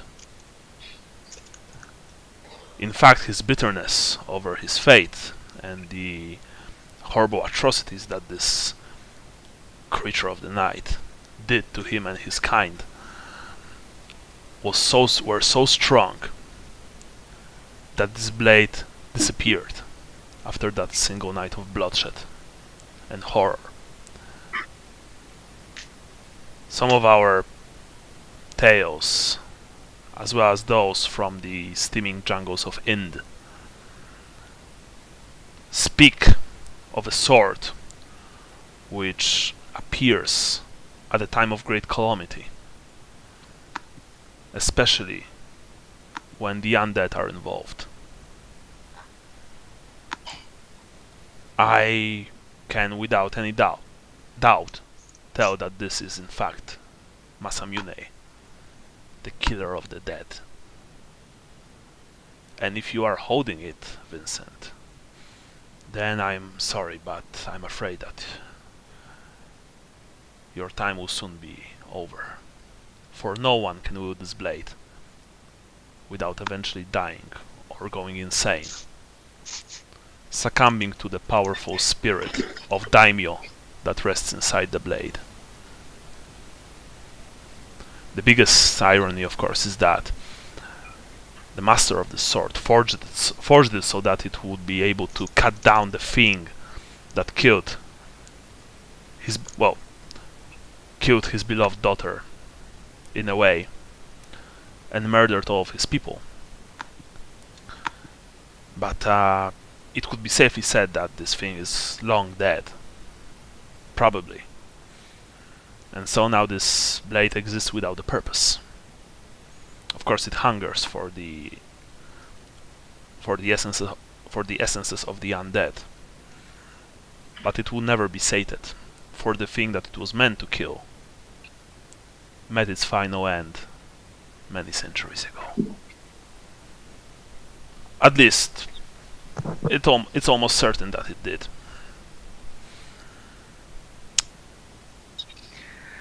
Well, if I can use it as a tool in service of more in the defeat of the undead, then I will carry its burden and see to its fate. Very And well. I do the sign of more, as I say that. And Liebel says, and we all eventually run out of time in the end. Hmm. The Very well. hourglass only flows one way. The guy looks at you strangely, but what the fuck are you talking about? I'm looking at the sword, like trying to think if I've ever handled it now. No, of course. I mean, I'm kidding. Pao Wang, looks at you, Leopold, and he nods sagely. You are speaking the truth, Master Leopold.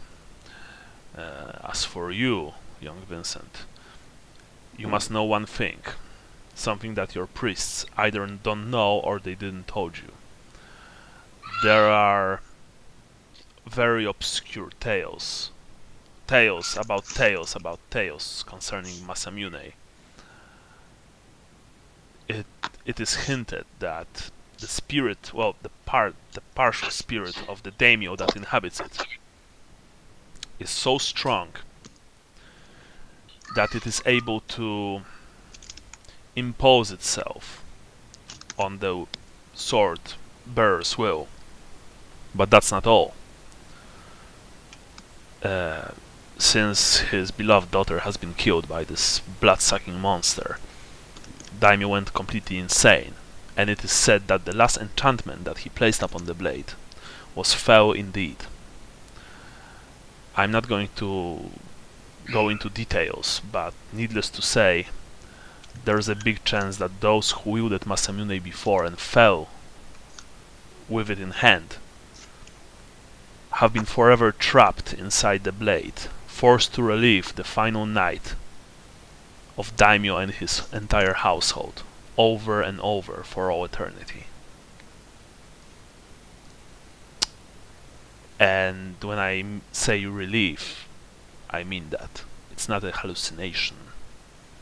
You are there, seeing the Daimyo's castle burn all around you, seeing his samurai being slaughtered, seeing his beloved daughter entering his chambers with blood on her face and madness in her eyes, and then finally seeing the lord of the castle having his heart ripped out by the pale stranger, over and over and over again, and it never stops. And Vincent's seen that once before already. If you saw that once before. He doesn't say that. Oh, okay. Yeah. But no, actually, yeah. He says that if you saw it once before already, for the sword grants visions, you will know what awaits you after someone will be a bit faster or better skilled than you. There's no afterlife in the halls of your god for you, Vincent. You will be forever trapped in that blade, awaiting the next bearer to pick it and wield it in the name of the long dead daimyo. And is this fate binding? Perhaps you'll still have time. That said, these kind of weapons do not just appear out of nowhere. If you pick up the sword, then probably you were meant to. I won't be able to help you with that, even if I would like to do so. I can't. For in our culture, a fate such as this is not considered a curse.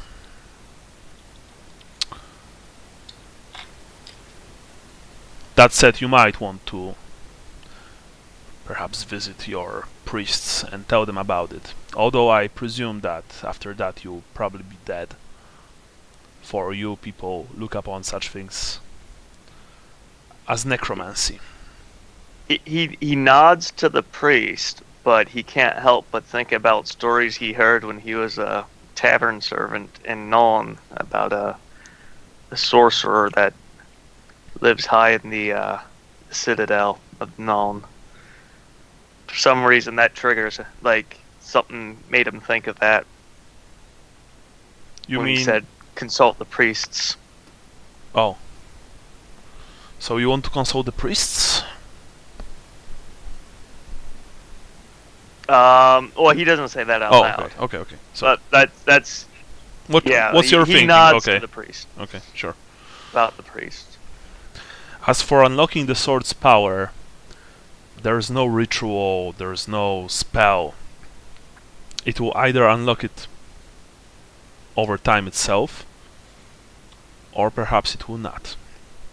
It is a finely balanced blade, and from the way that you're carrying it, despite not having any training in its wielding, I can already see that the sword is teaching you how to wield it, influencing you. Soon it will probably influence your thoughts as well. Whether that's good or bad, well, it depends on how you look upon such things. For us, in the Far East, that's pretty normal.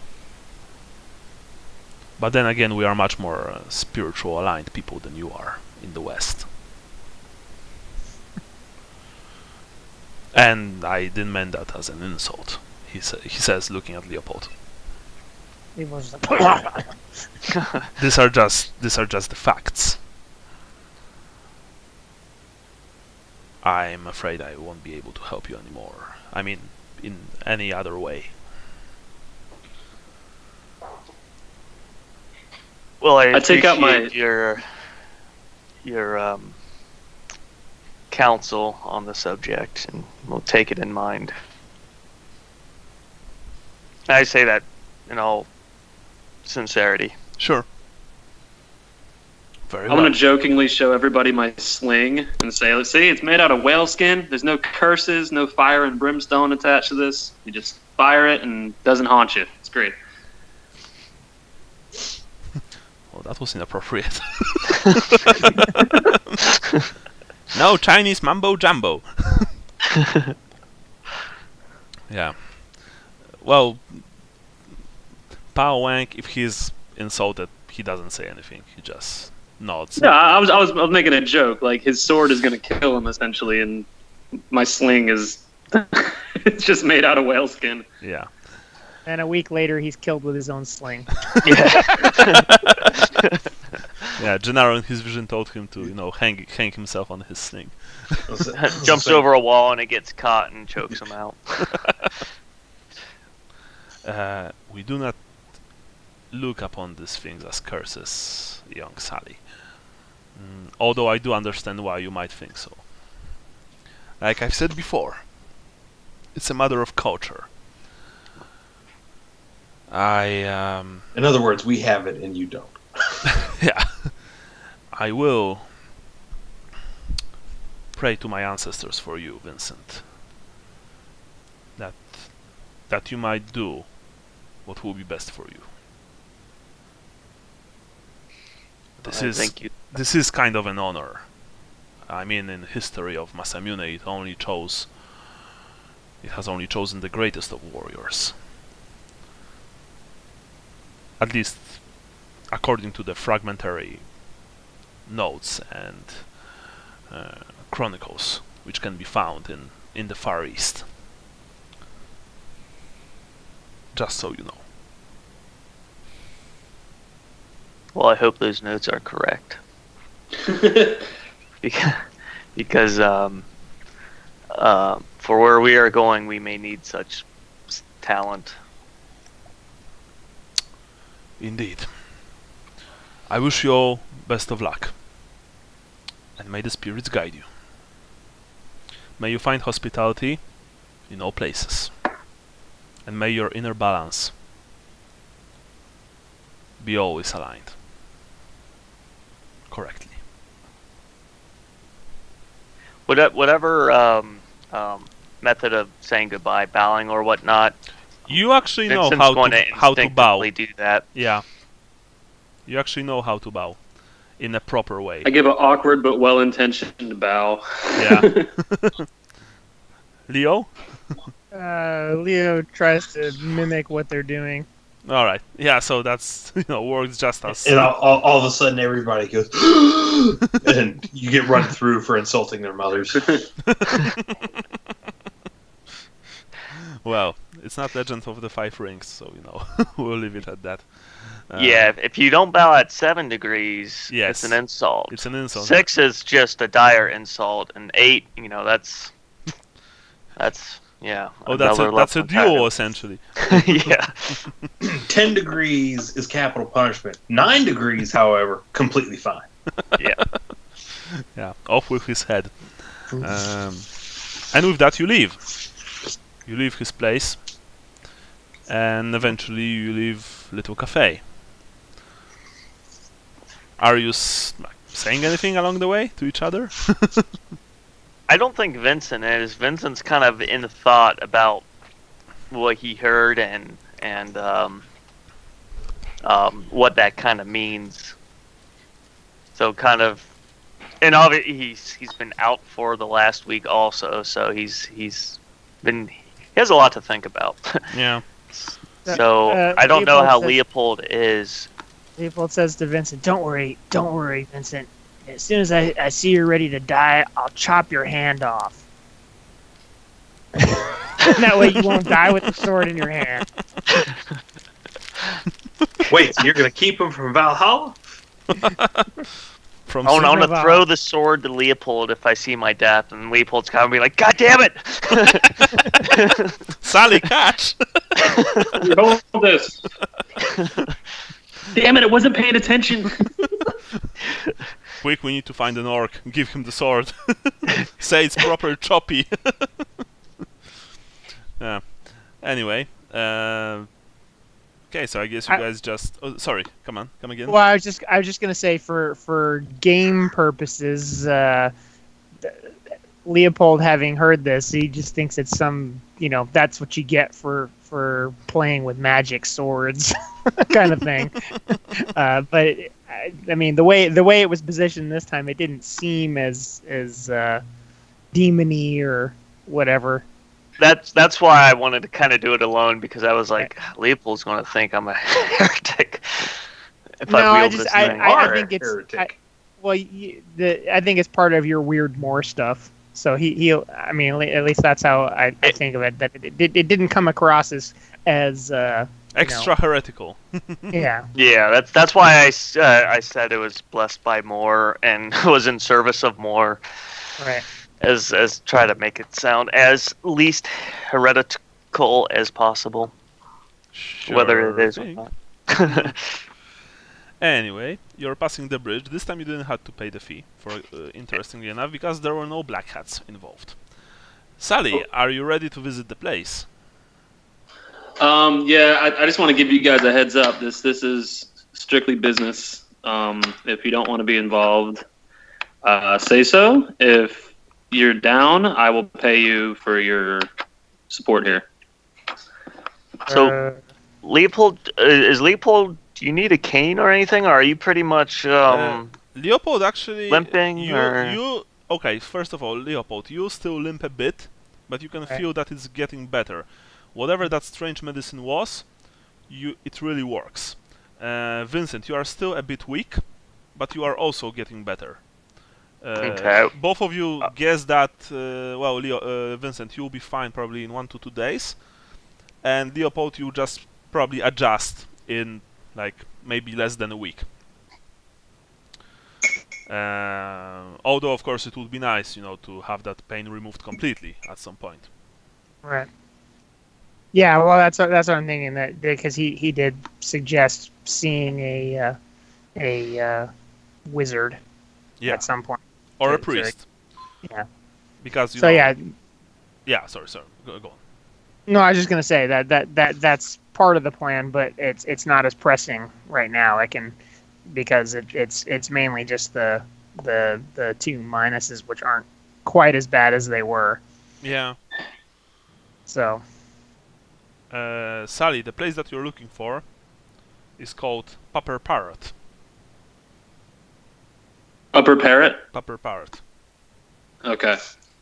And you find it soon enough without any problems. I guess the rest of you guys follow him or not? Yeah. Okay. The Pupper Parrot Yeah, is... yeah, sorry. You... sorry, no, I was just gonna say I don't understand exactly what's going on here. Yeah, but he at said least he said strictly business, so it's like, well, he just wants to buy Yeah, something. it's not Like, I have related no to. idea. Yeah. Okay. The Pupper Parrot is a small double-story building. So like there's the bottom floor, there's the upper floor, and there's a stuffed parrot hanging above the door. The stuffed parrot sits on a hook, like, pirate hook. In front of the place there are 2, strong men, just looking at every single passerby with squinty, flinty eyes. And from inside you can hear, of course, laughter, music, and someone generally having a very good time. You approach the men, I presume, Sally. Yeah. What you want? Hello, gentlemen. I'm a couple weeks late for an important meeting. Uli, I think he's the halfling who was supposed to talk with the boss a couple weeks ago. Oh, yeah. Well, what happened? Like, you weren't able to like get up here, or something? Short joke. So, but this guy here probably has like 7 knives hidden on him, and this guy has got 9. If I'm placing bets, Yeah, they are. one in a boot, maybe. Yeah, and I'm making a joke basically. Oh, okay. Yeah, Yeah. well. So anyway, you want to talk with the boss, right?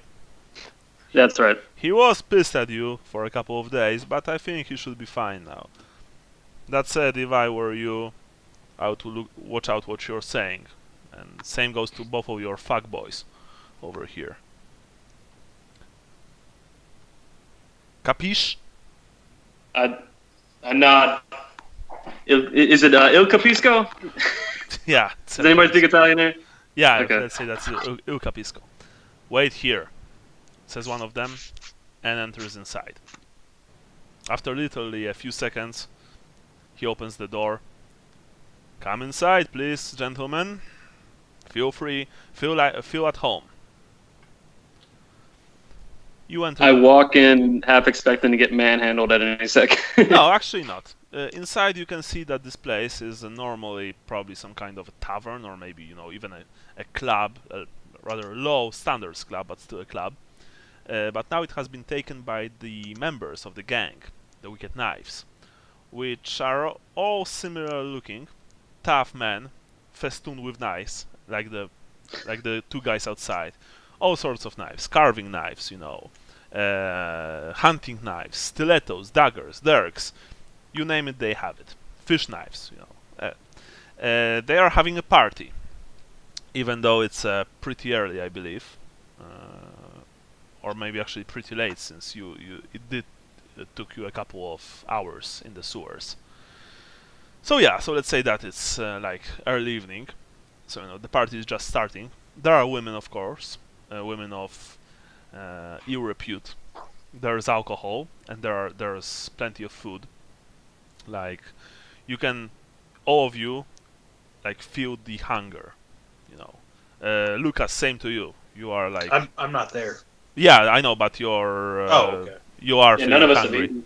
Yeah, you are feeling hungry. After all, the sewers.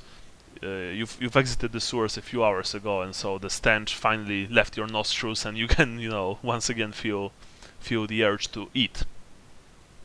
Mm. Yeah, there's like 12 members of the gang here, and at least 6 girls. The place is it's your typical Marienburg tavern, So there are steering wheels and pieces of of ships hanging on the walls. There's a lot of stuffed birds, not only parrots but also seagulls.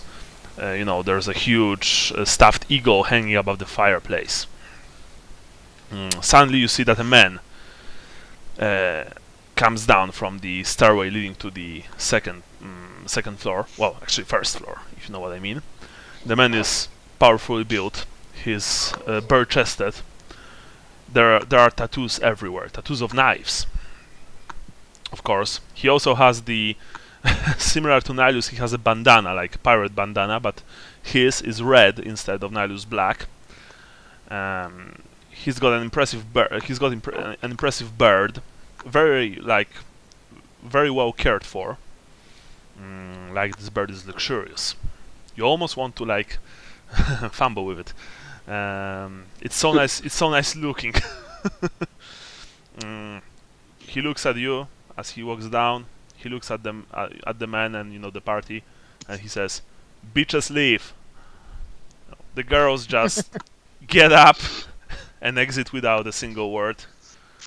But before things get out of hand, when we are entering a club of knife fighters, and then you say Seagal or Seagull, the first thing I thought of was Steven Seagal with a knife fight. Yeah, from the Under Siege. A lot of karate chops. Yeah. I see like pictures of him with a knife, like on the over the fireplace. Yeah. Oh no, actually, there's no seagull.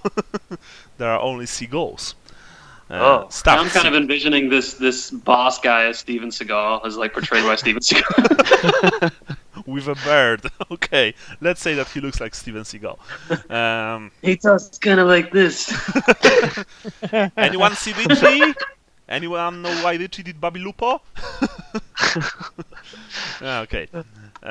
So anyway, he walks down. He points at you and at the nearest table. Sit. And he sits himself. I walk over and sit down and slowly reach in my bag for the note from Jorn.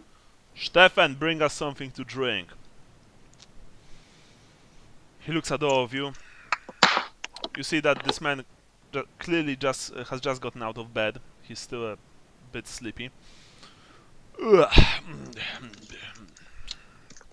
Right.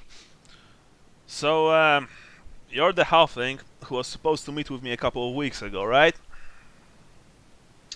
That's correct. I usually don't run late like this. We've had No. You're Not late. You're not late. You just haven't shown up.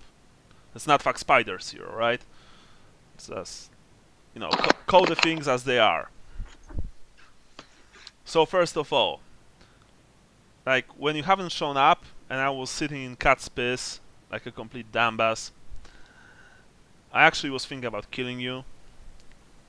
But then I've drank something and ate something and had a nice warm whore for a couple of nights, and I just decided that nah, I'm not gonna bother. But if you want to make business with me now, you've just earned yourself a minus 15%, just so we're clear. So, now show me your offer. And I hand him we can do business. the note from Jorn. He takes it, he reads it. Apparently the man can read. Let's see. Oh, yeah. You know old Jorn. I'm actually quite surprised. How is he? He's well the last time I saw. Still killing the He wrong is, kind of people? Yeah, he's got a great sense of humor, Bjorn. Oh yeah, very I sharp. love him. Yeah, right to the point. Yeah, the gang members begin to laugh. The man also begins to snicker. Yeah. Right. He rolls back the document. He tosses it to you. So, I'm game. We can make business. Tell you how this is going to work. Well, there's not that much need for paintings right now, if you catch my drift. At least not here in Marienburg, and not in the north. People are more interested in money, food, weapons right after the war. But I will find a bunch of bored old men who'd wish to hang something nicely looking on their walls, on the walls of their mansions.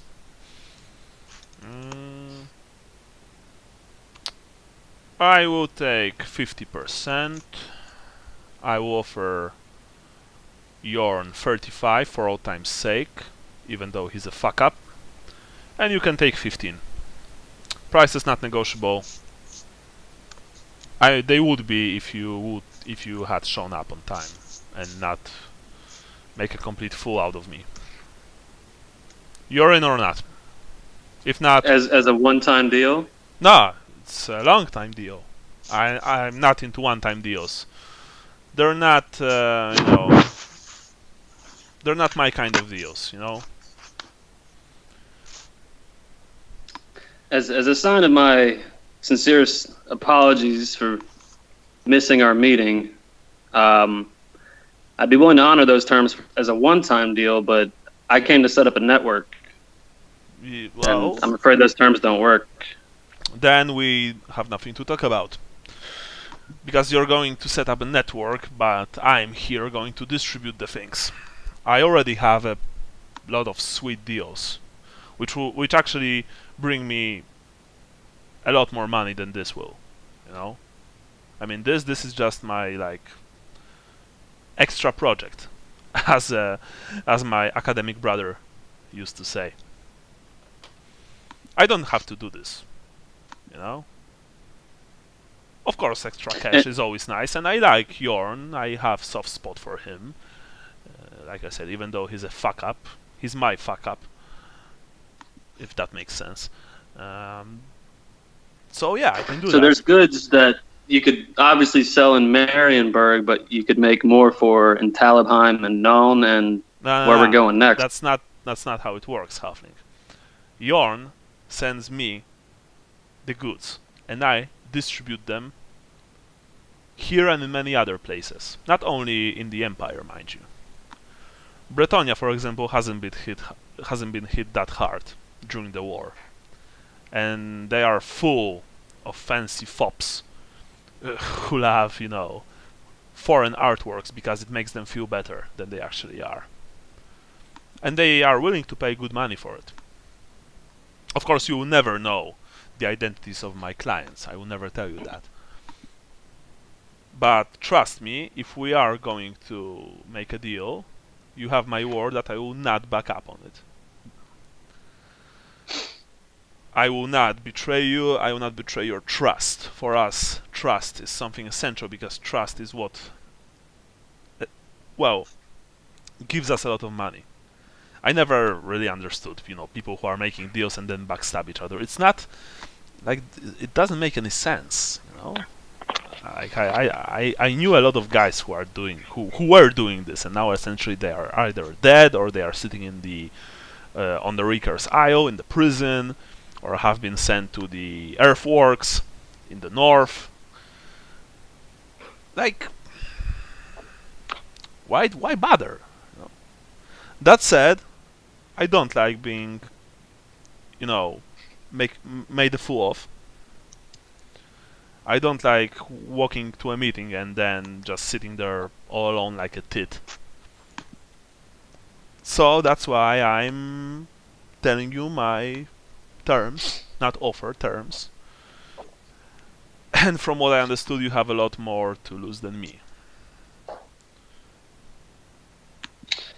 I actually don't have very much to lose, but in this deal, Actually, you have.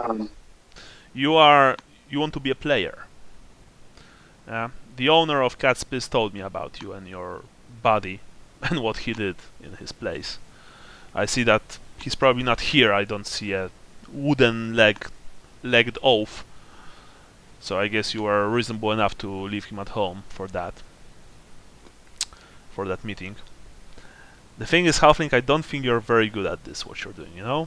And I'm not saying this as an insult. I honestly mean that. You honestly want to play in the big boys game. You want to be a gangster, you know? You want to own something, own a gang, you know? But you have nothing to offer. Literally, you have nothing to offer. I have known. No, you don't have known. You have your word that you have known. And I know people from known, and they never heard about you. Well, that's exactly how I learned. That's not how this works, halfling. Well, you know, I know Karl Franz. You know, I even drank with him. What, you don't believe me? I just said that I do. You see? You walk here, you present me with a bunch of scribbled notes from an older associate of mine who was so stupid that he killed the wrong person in the city and he had to flee. If you have to flee from Marienburg, you are dumb. Simply put, you are simply dumb. Jorn is dumb. He liked killing a bit too much. And he took offense a bit too often. And you say that you want to make business, like you're some kind of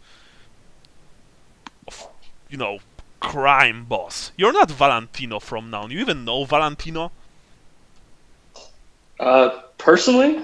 Yes, personally, because I personally know the man.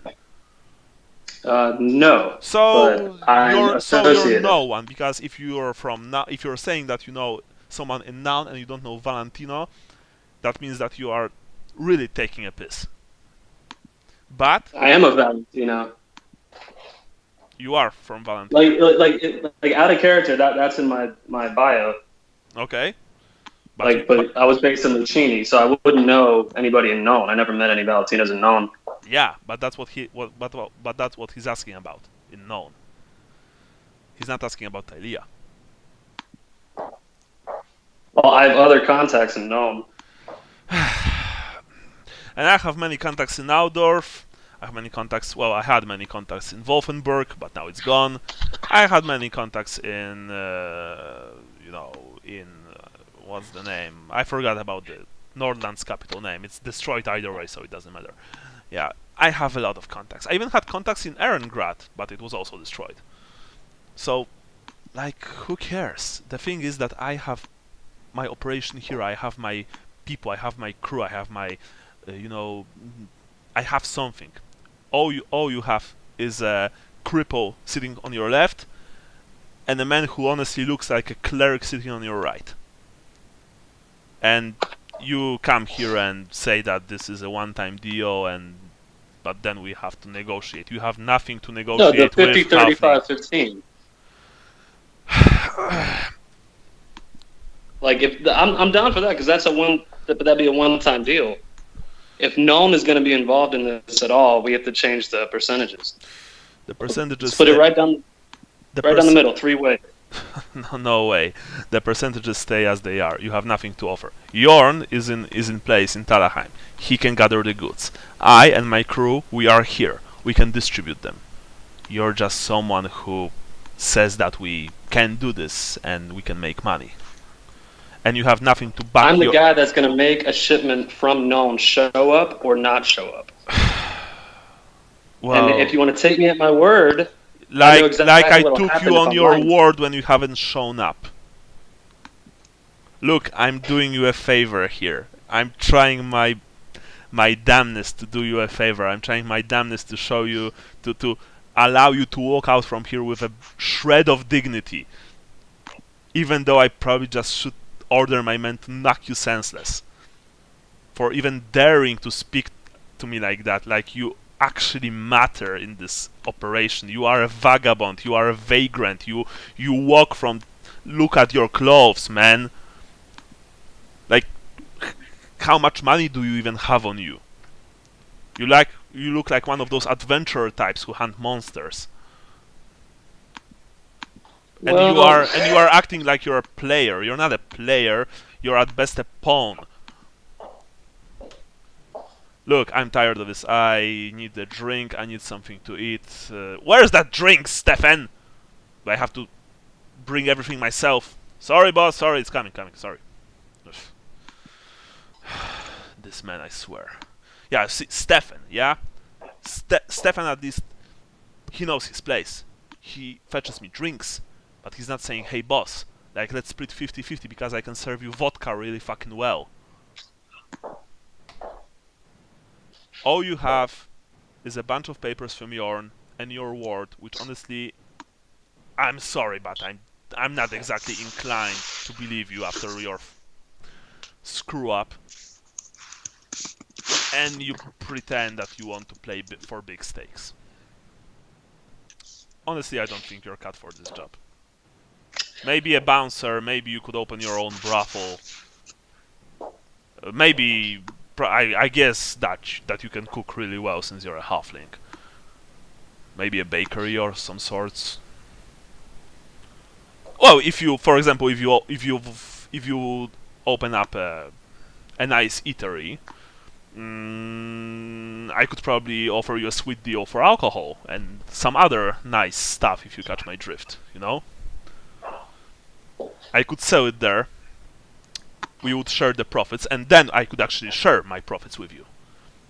You would, for example, you would open up a restaurant in a fancy part of town in Gilderveld, yeah? You would cater to all the guilders and the merchants. And at the same time, you would allow my boys to run drugs there. You know? Scarlet Shade, for example. Black Lotus. I could even, you know, sell you a lot of nice alcohol which you wouldn't be able to get anywhere else. Whiskey from Albion. Grappa from Tylea. In that case, damn, I would be really happy to share my like money with you. 50-50. But I'm sorry, this is no deal. You're right. I'll do 50% to you, 35% to Jorn, 15 to me. That's what I'm talking about. I reach my hand across the table, smiling. He reaches his. You shake hands. I said we need a drink now. Stefan approaches with a drink. It's actually a strange-looking drink. It's a clear bottle, big one, with filled with some kind of murky, like yellowish liquid, and there's a snake inside. He also produces a set of glasses, and he puts one in front of each of you. You see that on the glasses there's also a snake motif. Ah, yes. When you're making business, we actually have this kind of custom to toast with the snake gut. You ever had one of these, gentlemen? He looks at all of you. I haven't. Where I come from, we usually clash our glasses together because no one trusts each other where I come from. But when in Marienburg. Well, that's the thing. First of all, I will ask you to put out your tongues. To what? Put out your tongues. Stefan, bring the knife. The snake knife. I have it here, boss. Stefan produces a strange curved knife. So, when you're drinking the snake gut, you first need a small cut on your tongue. Because the poison works better that way. The poison. Why are we drinking poison? Don't worry, the snake has been dead for... This snake actually has been dead for almost 30 years. That's, by the way, that's a 30-year-old alcohol that you're about to drink. And a very expensive one, like Bretonian wine. Forget about it, it's like water compared to this. You see, the poison is very weak now, and it's also being offset by vodka. So when you're drinking it, the alcohol will work on your senses in just the right way. You will not get drunk, but you will experience the taste.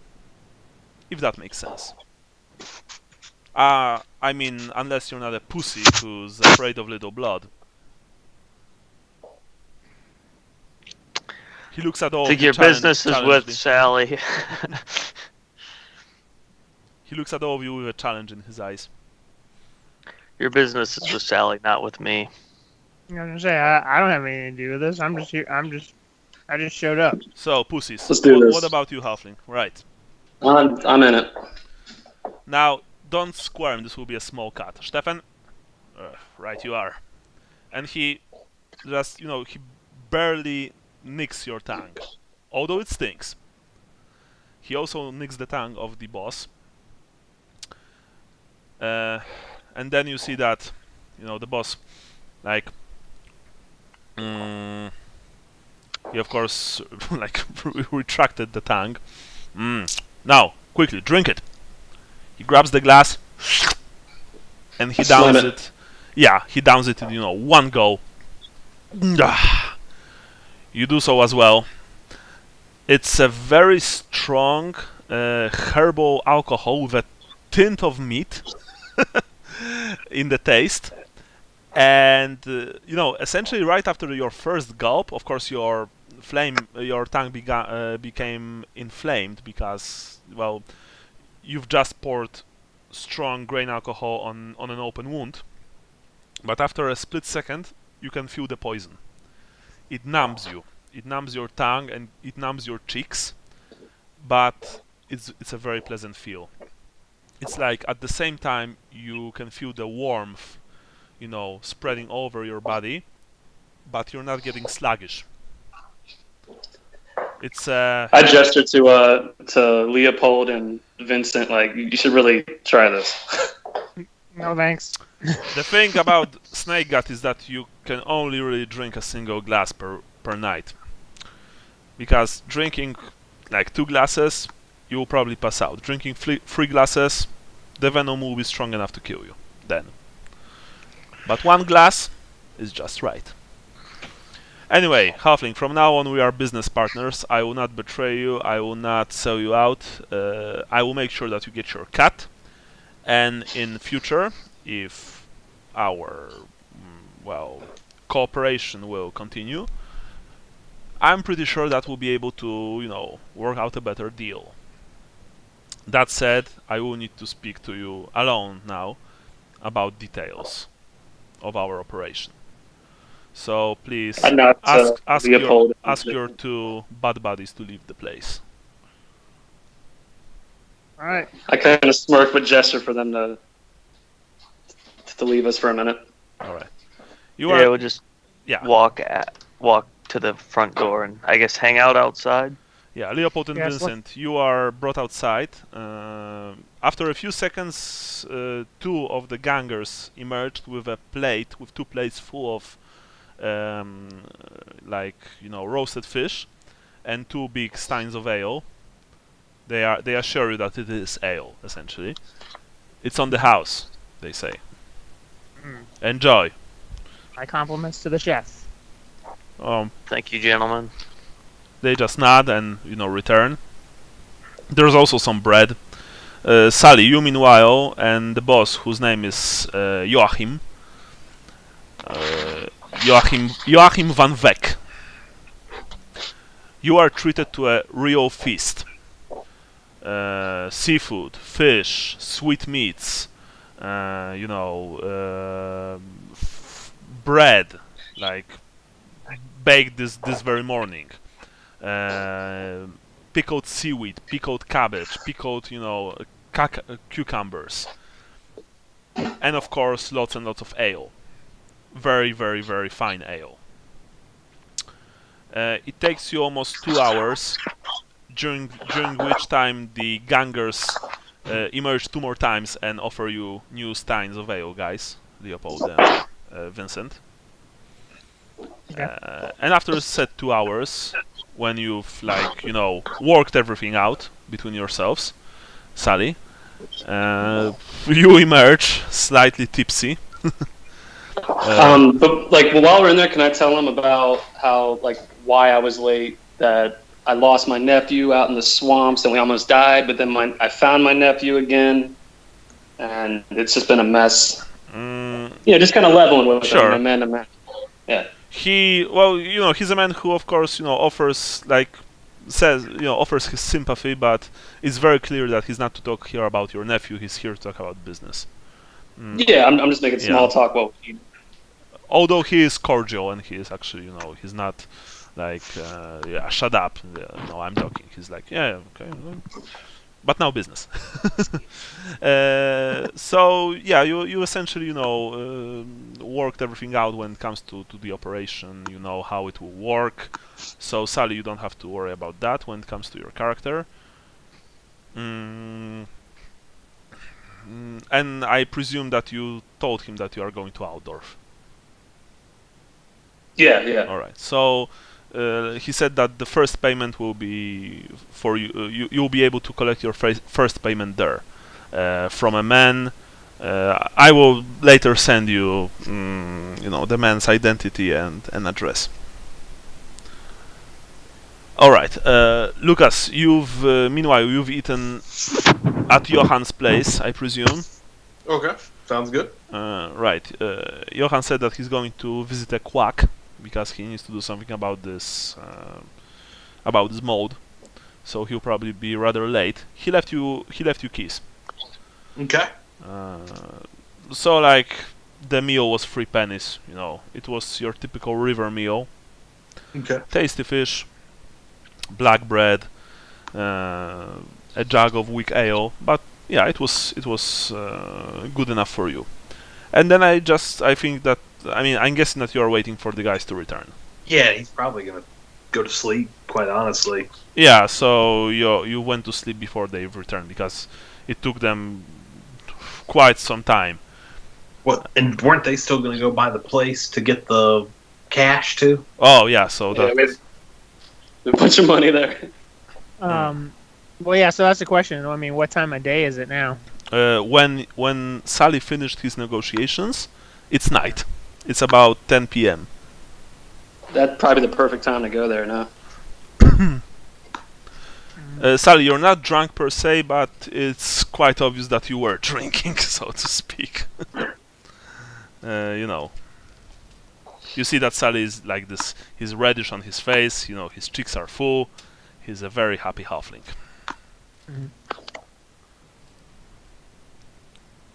So, are you going back to Johann's place, or are you going to get the cash?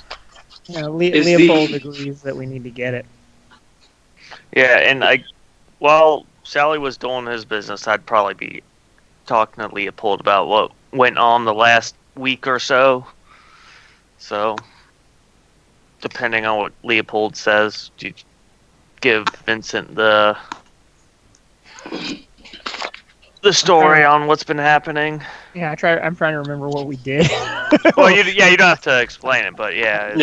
Aside from breaking you out of the hospice. Yeah. Yeah. So essentially, Leopold is just filling Vincent in. Yep. Okay. But yeah, I'm. If you guys need to get something from the end, I think we best do it in the cover of darkness because, as Nihilus told me, I need to be made scarce. Which one of us is the easiest to disguise? I would assume Leopold. I agree because yeah, you want to take some of our articles of clothing just to mix it up a little bit, and you go into the floorboard to get the money, and we'll watch from the shadows. Yeah. Okay. If you run into any trouble, just shout and we'll have to do what we have to do. But hopefully it's quiet. Yeah. We are talking, of course, about the Dancing Octopus Inn. Yes. Okay, very well. Right. Trying to remember where that was.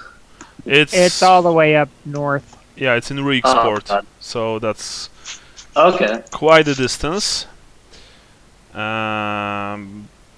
Oh yeah, we're actually right next door to Dr. Shred. Well, not Yes, right it's on the same Yeah. street. yeah. Oops. Yeah. Okay, Alright. so you're going there. Are you going there by foot at this point, at this time of night? No, I don't think we can we? I We think have to take we a need boat. to get a boat. All right. You catch a boat. Fortunately, you're like right next to the edge of the ward, so yeah, like there's no fuss. Although the man says that for this time of the night and for you free, it will be like a shilling, one shilling. All right, but One shilling each. my friends will stay here with you and keep it running. Whatever the hell that means, sir. So, Michael, You I just sit pay, in the boat and make mumbling noises. Sorry, Sally. What was that? I pay 4 shillings without thinking about it. Like the man was, oh Joe, what the fuck? Well, for that price, I would probably swim you to Norska. Yeah. All right, let's go. And What, 4 shillings, right? Yeah. Well, I mean, There's only- he said. Yeah, like I'm doing it because I see somebody else Okay. there. Okay. So you're all swimming there. You're all looking at the night vista of Marienburg. You know, the many lights, many like stacks of smoke drifting into the night's sky. There are no clouds today, so it's very clear. Of course, it's chilly, but not as chilly as it was a few days ago. Your boatman, deftly avoids larger craft and like small islands dotting the river Reich. Sally, you suddenly see a boat, swimming towards you, and you see Gennaro standing on the prow. He's like nodding towards you, smiling, and then he's gone. He's on our boat or he's on another boat? He's on the other boat. He just I looks. kind of stand up like, hey, what? He's just smiling, and then he's gone. Yeah, but you guys suddenly saw that Sally just stood up and oh no! Of course, the boatman was like, "Hey, sit down, or you're going to capsize us." How the hell did he do that? How the hell did? Who do what? I'm just kind of laughing, shaking my head, like thinking Gennaro's playing a prank or something. Leopold looks over at Vincent and does the cuckoo circle with his finger. Yeah. Yes. So eventually you reach the Rieksport, and you're fortunate enough to have been dropped very near the Dancing Octopus. On a small pier, located not far from the tavern. Of course, the boat owner is like, okay, I'll wait for you there. Here, I'll wait for you here. Do one of you guys want to wait with the boatman, or both of you guys, while I go take care of this? I think we need to cover you while you go in case something happens. Okay. I can wait in the boat. I just think somebody should wait with the boat so that he doesn't take off on us when we're running back to Yeah. get on the boat. Yeah, I'll wait on the boat since 'Cause you guys are I'm a not little clever at anticipating being trouble. sneaky. Yeah, I'm not anticipating trouble, but But you never know. yeah. Yeah. All right. So, the two of you make your way to the to Dancing Octopus. You enter the tavern. At this time, of course, it's full of people who are basically very busy drinking heavily. Sailors, fishermen, boatmen, you name it. This place have them. You name them. This place have them. Sorry. No one, of course, notices you in any way. There are just too many people. What's your plan? My plan was just to go upstairs to the room and get the stuff and beat it out. Do you know if the room is still like vacant?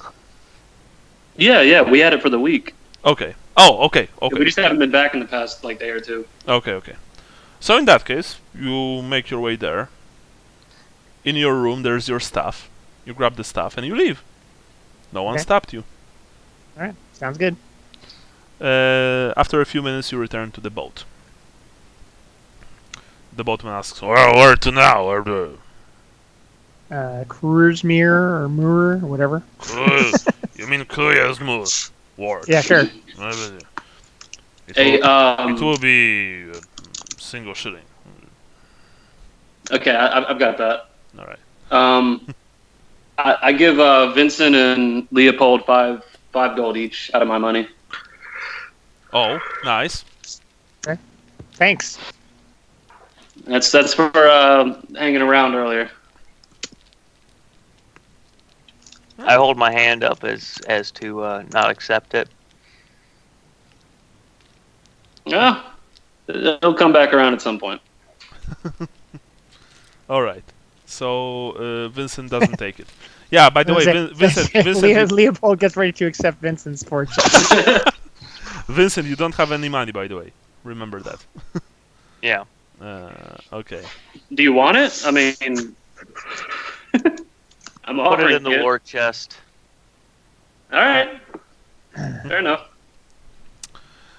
You return to Johann Schmidt's house. It's almost midnight. You are all dead tired, after the sewers, after long walk to Winkelmarkt and then to Rieksport. There was also the caffeine, medicine, and tea helped, but even with their like medicinal properties, you are almost half dead from exhaustion. Unfortunately, the only bed in place has been occupied by by Lucas. I'm not sleeping in that bed anyway. Johann Schmidt sleeps, who is heavily bandaged, by the way, and also smells of pharmacy. He sleeps in a corner of his clean flat. So all that you can do is just take out your blankets and find a nice cozy spot on the floor. Yeah.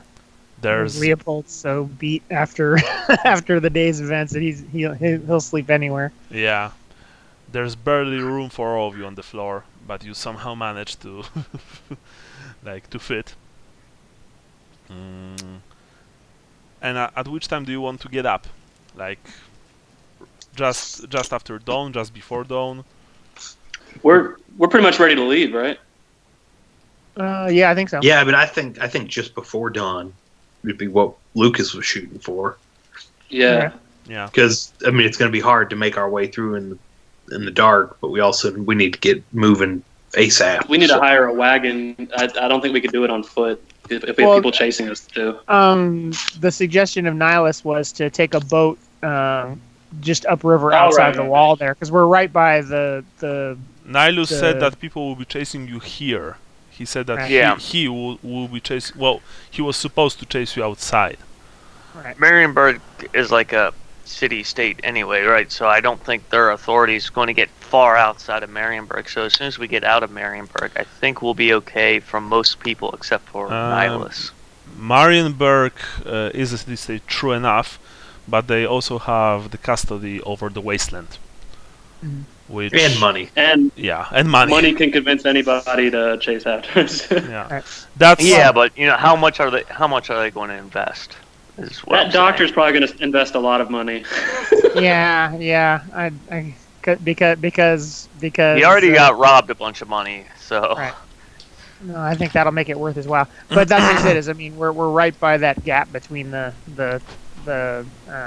tower ends by the River Reich, coming in between the islands, so we can take a boat out there and get out into the marsh, or out to the side there, and then or have them. Because that's what Nihilus said. Just take a boat outside the wall, and then leg it towards Altdorf. Yeah, and Vincent is going to be strongly opposed to taking the boat any further down the river. Yeah, well, I think I think it would be cost prohibitive anyway because it's going against the flow of the river, and that's also a fair amount of time. I mean, I don't know travel times around the empire, but I probably trying to row upstream the River Reich from Marienburg to Altdorf is probably pretty labor intensive. It's going to require a decent boat, and we're not going to want to pay for a ship with a paddle wheel or anything. Yeah, so. and if you get pulled over, or if somebody challenges you on the river, you have less options than if you're on the ground and you can run in different directions. Yeah. But yeah, let's get out as soon as possible. Vincent's ready to roll. Okay, so you get up right before dawn. I don't have to say that only Lucas really is feeling like rested. Yeah. The all of you wish that you could sleep for at least a whole week. Like me. Yeah. A month. So you say farewell to, I presume, Johan, who's like, he looks like a mummy. Well, farewell, boys. It was nice visiting sewers with you, and I was able to pay my debts to Nihilus, so thank you for that. I wish you luck. All right, I want to tell him make sure he washes his sheets, and then kind of glance at Lucas. He smirks. Flanders. Sure thing. You watch out there, alright? It's a dangerous world. Yeah. I would get out of town for a few days. Just take a little trip. Well, I have a family in a village not far from here. I can visit them. Maybe that's not a bad idea. Thank you. A nod. Yeah. With that, you leave his tenement building. You catch a boat. Funnily enough, it's the same man from from the last night. He stuck around because he smelled money. He's ending his shift. Yeah. So maybe I could offer you. Maybe I can offer you. A ride, huh? He says. How far? Well, where do you want to go, huh? We need to get outside the walls right over here. It's to Altdorf. Through the gate? Well, I'm not going to swim you to Altdorf, but That's a joke. like an hour or two into the mainland, I can do that. Sure. All right. It will do cost you a total of 5 silver. All right, I've got Sally it. pay the man. Who pays? Also, Lucas, take a healing potion. Okay. Thank you. With that, you pack yourselves into the man's dingy boat and you leave. You leave Marienburg behind. Who knows if any of you will ever return here? Hopefully not. Yeah, hopefully not. Yeah, hopefully I not. wasn't a fan. Cities. That Freaking was cities. Can't wait to get back out on the road into the country. yeah. And for once, you're actually right about that. I was not a fan. It is not going to get a good rating. My Yelp review will be terrible. As you are swimming further into the mainland, towards the Empire, your home nation. Right now there are still marshes all around you, but you know that soon they will make place for meadows, glades and forests. Although all will be pretty dark and depressing since it's late winter. But even so, it will probably be nice to go back to the homeland. But then you remember that you are chasing a crusade of religious madmen following the so-called Sigmar Reborn, who may or may not be influenced by a cultist of some foul, dark god. You know that, at the very least, I mean, you don't know who they are. Perhaps Imperial Intelligence, perhaps witch hunters, but there are people hunting you. And yeah, well, it's still a very nice day. You're all alive. Sally, as you make your way down the river, you see that Gennaro looks at you from between the cat stalks. He's standing in his white clothes in the mud, What the hell is he doing? and he's waving at you. Don't worry, Sally. Everything is going to be alright. I know it, he says. I look very confused right now. Yeah. And with that, we've finished chapter 1, the Call of Chaos of the Thousand Thrones campaign. Man. Wow, it was... Maybe after 9 years we'll finish them all. Yeah, really. No, I mean, of course, you know, there were a lot of side quests, but I think it was fun. What do you guys think? Yeah. Yeah. Nice. Yeah, I enjoyed it. That's important. So now I'm going to give you your usual XP and the XP for the chapter, and that's what you are all waiting for.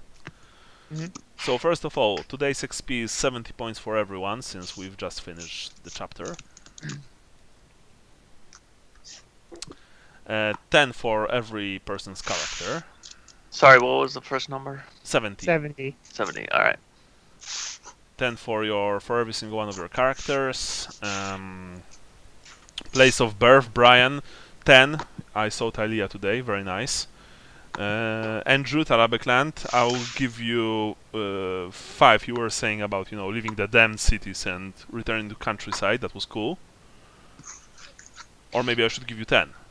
I think 5. I honestly, I think 5 might even be overdoing it. So, All right.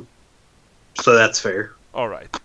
Jason and Sean, Wissenland. Were you Wissenlandy enough? I was actually quite surprised that you didn't spoke anything to the Wicked Knives guy when Sally was talking about Noun. After all, you know, it is a part of Wissenland. Yeah, I thought about it, but I was keeping my mouth shut. I didn't want to draw attention to myself. Oh, sure, I understand. So probably, yeah. I had a couple of thoughts of putting some stuff in, but I never did it. So. All right. Yeah, the only thing which is more relates to the Doom is the fact that I didn't want to stay on the water, but yeah. but that's That's Doom more. more Doom related, I think. Right. So let's now go to religion. Brian, what about your religion? I wasn't specific about it, but that was the reason I took that. I jumped on Nihilus asking if we were down to do this. Like I said, something like with the situation so dire, like you know what side I'm on. Oh, all right. So you're like the side of Sigmar and so on. Yeah. All right. I can give you 5 points. In the future, Brian, Thalia is very big on more. Just so you know. I thought about that. Vincent did gave the sign of more, and I thought about it, but yeah, just remember Yeah. that he's very he's venerated there a lot, more so even than the Empire, I believe. So you I can think work that into your character. that's where like the chapter house for I think the Knights of War are. I think is in Thalia. Yeah, in Thalia, exactly. But he's generally venerated there, just like Shalai is in Bretonia. The main Shalayan temple is in Couronne, the capital of Bretonia. So you know, just in, you know, for the future. Andrew, what about you?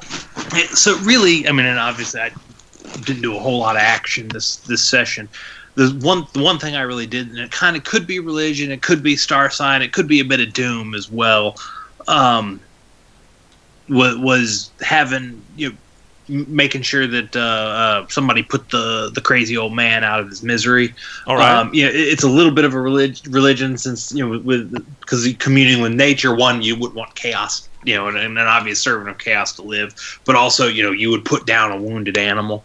Nice. I like But that like a I lot. said, that could also it's one of really because it also sits on his star sign, which is kind of sensible and intuitive, and his doom, about the sword. The sword brings suffering, so you have it done with a crossbow bolt. Okay. So I don't know what you want to give me the point. If you want to give me points for that, what section you want to give it to me under, but really that would be about it for all three. So. Okay, I'm certainly going to give you 5 points for the religion, and I'm sure I will give you more points for the later stuff because that's good. Okay. Jason. I guess when discussing the sword stuff, I kind of made it clear that I've been using the sword in service of more, and that's what I'm going to continue to do regardless of the 10 points. Nice. Although that will present, I believe, an interesting paradox for your character in the future. Yeah, that's what he said. Kind of got Vincent thinking. Yeah. It would be strange if it hadn't. Sean, Sigmar. Yeah, I was trying to say, if in the name of Sigmar wills it, will follow the false Sigmar kind of stuff. Yeah, you were talking about the kid. I like that. I saw, lots of that stuff, and again, obey your superiors, so to speak, and obey your orders. So I'll give you 10 points. Star sign, Brian. I warned Johan to get out of town, and I paid Vincent and Leopold for helping me. 10 points. Andrew? So my star sign is Mum with the Fool, which is sensible, intuitive, and lucky. I already kind of explained the one thing, but I got points for that. Okay. The one other thing I think that would be sensible was kind of just ignoring all the other Yeah. stuff they were doing to just go Yeah. take a bath, and sleep. Yeah. So That was very good. 10 points. That's exactly. That was very sensible of you, actually. Jason? Star sign. Let's see. Yeah, star sign is the darkest rot shall eat thee from within. That is That's a better use. Oh, is that what were we talking about? Oh, Yeah, star star sign. Gungrun's Baldric. I think there wasn't a whole lot of combat, but I think pursuing the sword is, and kind of accepting it at this point would fall under disciplined, honorable profession of arms. Is that your star sign? Yes, Gungrun's Baldric is disciplined, honorable profession of arms. 10. 10, sorry. Okay. Switch to my Polish for a second. Okay, I was like, huh? Yeah. Okay, 10. Sean? I tried to make comments about accepting free tea. At the end, I was happy to have Sally pay for everything. So yeah. Free tea, And free stuff, yeah. I only didn't take the free drink because I didn't want to drink poison. Yes, well, that's actually understandable. I mean, 10 points, sure thing. Okay. So finally we come to Doom. Brian, your Doom. I was talking with the Cathayan guy about chi and balance, and I said something like, "You can't fool the blind maiden." Yeah, well, okay, that was like... I can give you 5 points for that. That was pretty nice. Andrew? nothing really other than what we already talked about. Although, what I will say is, does Vincent or Leopold or Sally clue him into the stuff about the magic sword he's got? I don't know. I don't think so. Because if they do, with his doom being the sword shall bring no justice, only suffering, he is sure as heck going to stay away from that sword. But as of yet, obviously, if he doesn't know about it, he can't. But like I said, other than tell him to use the crossbow bolt, that's really it, and that's no other real ways that came up. Okay. So probably nothing today. Sure, Jason.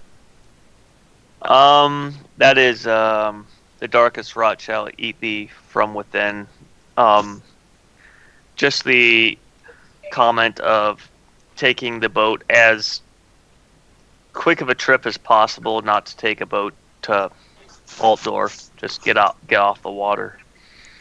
Because that's how he got his. That's how he got bedridden for a week. Was because of the water. I get it. All right. I can give you 5 for that. Is that okay? Sure. Cool. Sean? I don't remember the wording of it, but something about the hourglass cracks before the last train. Yeah, falls. you've mentioned something similar to Brian. Yeah.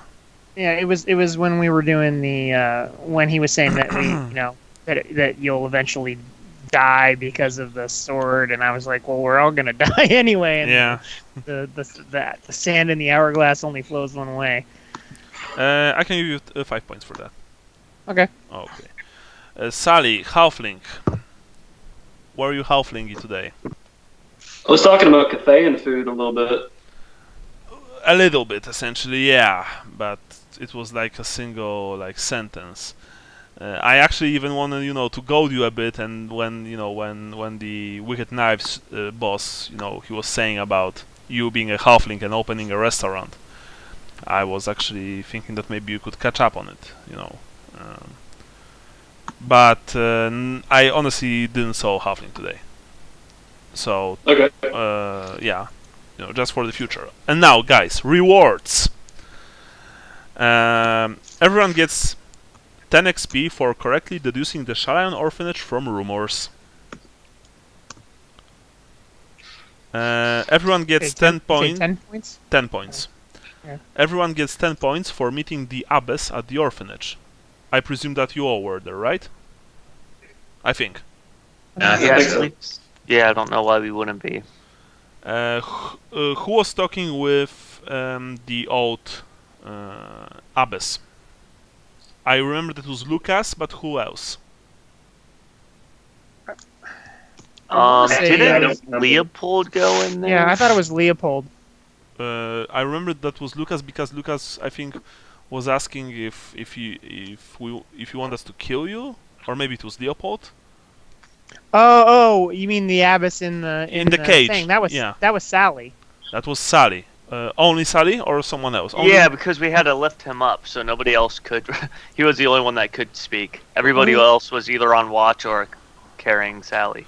Yeah, who carried him? When was this? Wait, what? When the witch was in the cage, and we had to pick you up to talk to her. Oh, and then, yeah. And then you asked to take her life. If you wanted to get off. So I will give. So Sally gets the points for that. He gets 25 points. Abbess? Yeah, he gets 25 points. Okay. While Vincent gets 25 points for talking with Osric. Okay. Everyone gets 10 points for surviving the marsh. Barely. Wait, how many for surviving? 10. 10. And everyone gets 50 points for defeating the mutants at the temple. Everyone gets 5 points for learning about the Jolly Boatman at the temple.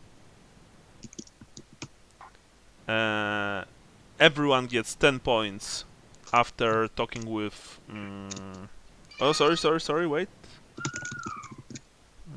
No, 10 points now. Scratch that. Everyone gets 20 points for getting the map from the hounds for the purse without resorting to violence. Lucas... Lucas gets 10 points for defeating the Nurglish beast.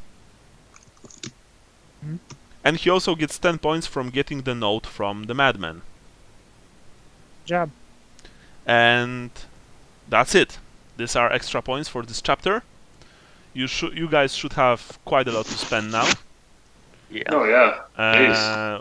Next time we'll start chapter 2, which is called An Unquiet Peace by Chuck Morrison. I do like I liked Leopold, your Doom comment during our conversation with the sword guy. Yeah, I was. I was like, It was "Oh, very shit." appropriate. Yeah. I'm glad I remembered to actually say it and not just think it. So anyway, that's it for today, guys. Thank you very much for your for the game. It was very nice playing with you after New Year. As usual, let's see our calendar. 20th of January. That's right out for me. My kid's got a basketball game. Okay. 27th. Yeah, I got something should on the work. 27th. What? I have something I need to do on the 27th. What about next week? Well, next week is okay for me, but I don't know about the rest of you My guys. wife will be pissed if we do 2 weeks in a row. Okay, so that's a no. But what about Saturdays? 19th or 26th? Well, the 19th I'll actually be at an Old Hammer event. So, Okay. Oh yeah, it's France. and then what was the other one you said? The 25th, 26th. My kid's got a basketball game that weekend. Okay. That Saturday. Yeah. They're usually on Saturdays. It just so happens to be that the 20th they have one. Okay. On a Sunday. All right, then we'll figure something out. I would honestly like to run one more game at least in January, since we had this gap, for which Yeah. I'm sorry. Okay, like we'll figure something out, guys. Okay, I also need to Okay. consult my calendar, and we shall see what we'll be able to work out. Hey, Yeah? Andy, if you pitch it to your wife that we're not going to be role playing for several weeks after that, do you think she'd be cool doing it next No. weekend? No, Okay. because it's we got 3 kids, Yeah. and it's been Christmas break, so she's basically had no time. And then the following weekend, I'm doing an Old Hammer thing all day on Saturday, and then my kids' Where is basketball game. It's in Upper Marlboro, Maryland. Do you know how far that is from Raleigh? Do you know how far Baltimore is from Raleigh? Yeah, that's like 5.5 hours. Then 5.5 hours. Okay, yeah. Yeah. Okay. Yeah. I was telling Brian, I can send you a thing for the event if you want. Yeah, sure. Yeah. Yeah, Yeah, it's you a should go, dude's it's cool. house, but it's this guy's a partner at a tax law firm, and his basement is bigger than my house. I'm pretty sure. Oh, I thought it was the big Old Hammer North No, America thing. we've kind of dropped that one because the problem is that the USA being so stinking large, there's no one place that works for lots of people all across the country all at the same time. And really what we've started doing is just people will have organize something local, and hey, if you're further away and you want to attend, you're more than welcome, but it's largely a quote unquote local event, if that makes sense. Like it's what works for who's ever hosting it. So it's not, like I said, it's not the big thing anymore, just because that's too much to do. You got to start arranging hotel room discounts and all that kind of stuff, and getting a venue, and then half the people that say they're going to attend don't. So what we found is we're places where there's lots of people that are already kind of local, which is organizing something amongst them and inviting everybody, but just kind of calling it a regional thing. So, but yeah, I'll send you a thing to that here in a few minutes. All right, cool. Yeah. So okay, guys. I would post you my proposition for the game this month, if we'll be able to do that. I hope that no one will get pissed if he gets omitted. Yeah, I was saying if I miss a game, that's fine. Also, what were the 2 weekends? Let's see. It was January 26th and 27th. The 27th is when Sean has something. Yeah. Right. My kid's basketball game on the 26th is from 1:15 to 2:15. Okay. So that would be That's about normal when we normally start and do an hour. So I could potentially join late. We can always start later. I mean, I know for you guys it's like earlier. For me, it's usually later. Like it's 7 p.m. in Poland when we start. But I can. It's like Saturday, so I can just sleep longer next day. Yeah, no worries. If that would mean that I would have all my players, then I would prefer that. Oh, you have Okay. Monday off? Yeah, but it's in Saturday. It's on Saturday, so Oh, don't want a game Saturday. Yeah. And Yeah. I mean, I usually just get very, very late to bed because I don't need to sleep. Lucky? Yes. Well, no kids yet, so Nah, just kidding. So, like, if you guys are cool, we can start on 26 later. Just like I don't know, an hour or two later. Yeah, I mean that I don't see why that wouldn't work. The rest of you. Same day? Oh, 26. The 26th. Right. Yeah. 26, I need to look at the uh, calendar. That's a Saturday. Yeah, it's a Saturday. That Yeah. would probably work. Cool. Andy. Since it is a Saturday, something I might have to chime in later, but at the moment, you could say yes. Okay. Andy, what about you? Yeah, if we start late, I should be able to do that. So let's set the game for 26. 2 hours later than usual. So in my case, it will be 9 p.m. Okay. Okay? Okay. And yeah, so like I said, I'll see you guys then. As usual, write me anything. Okay. Write me loot things, please. Send yeah. pictures. Yes, send pictures. Send nudes. The nudes. Yeah. And yeah, well, thanks for the game. See you then. Alright. Yeah. Thank you. Great. Guys, Bye bye. take it easy. Alright. All right. Yep.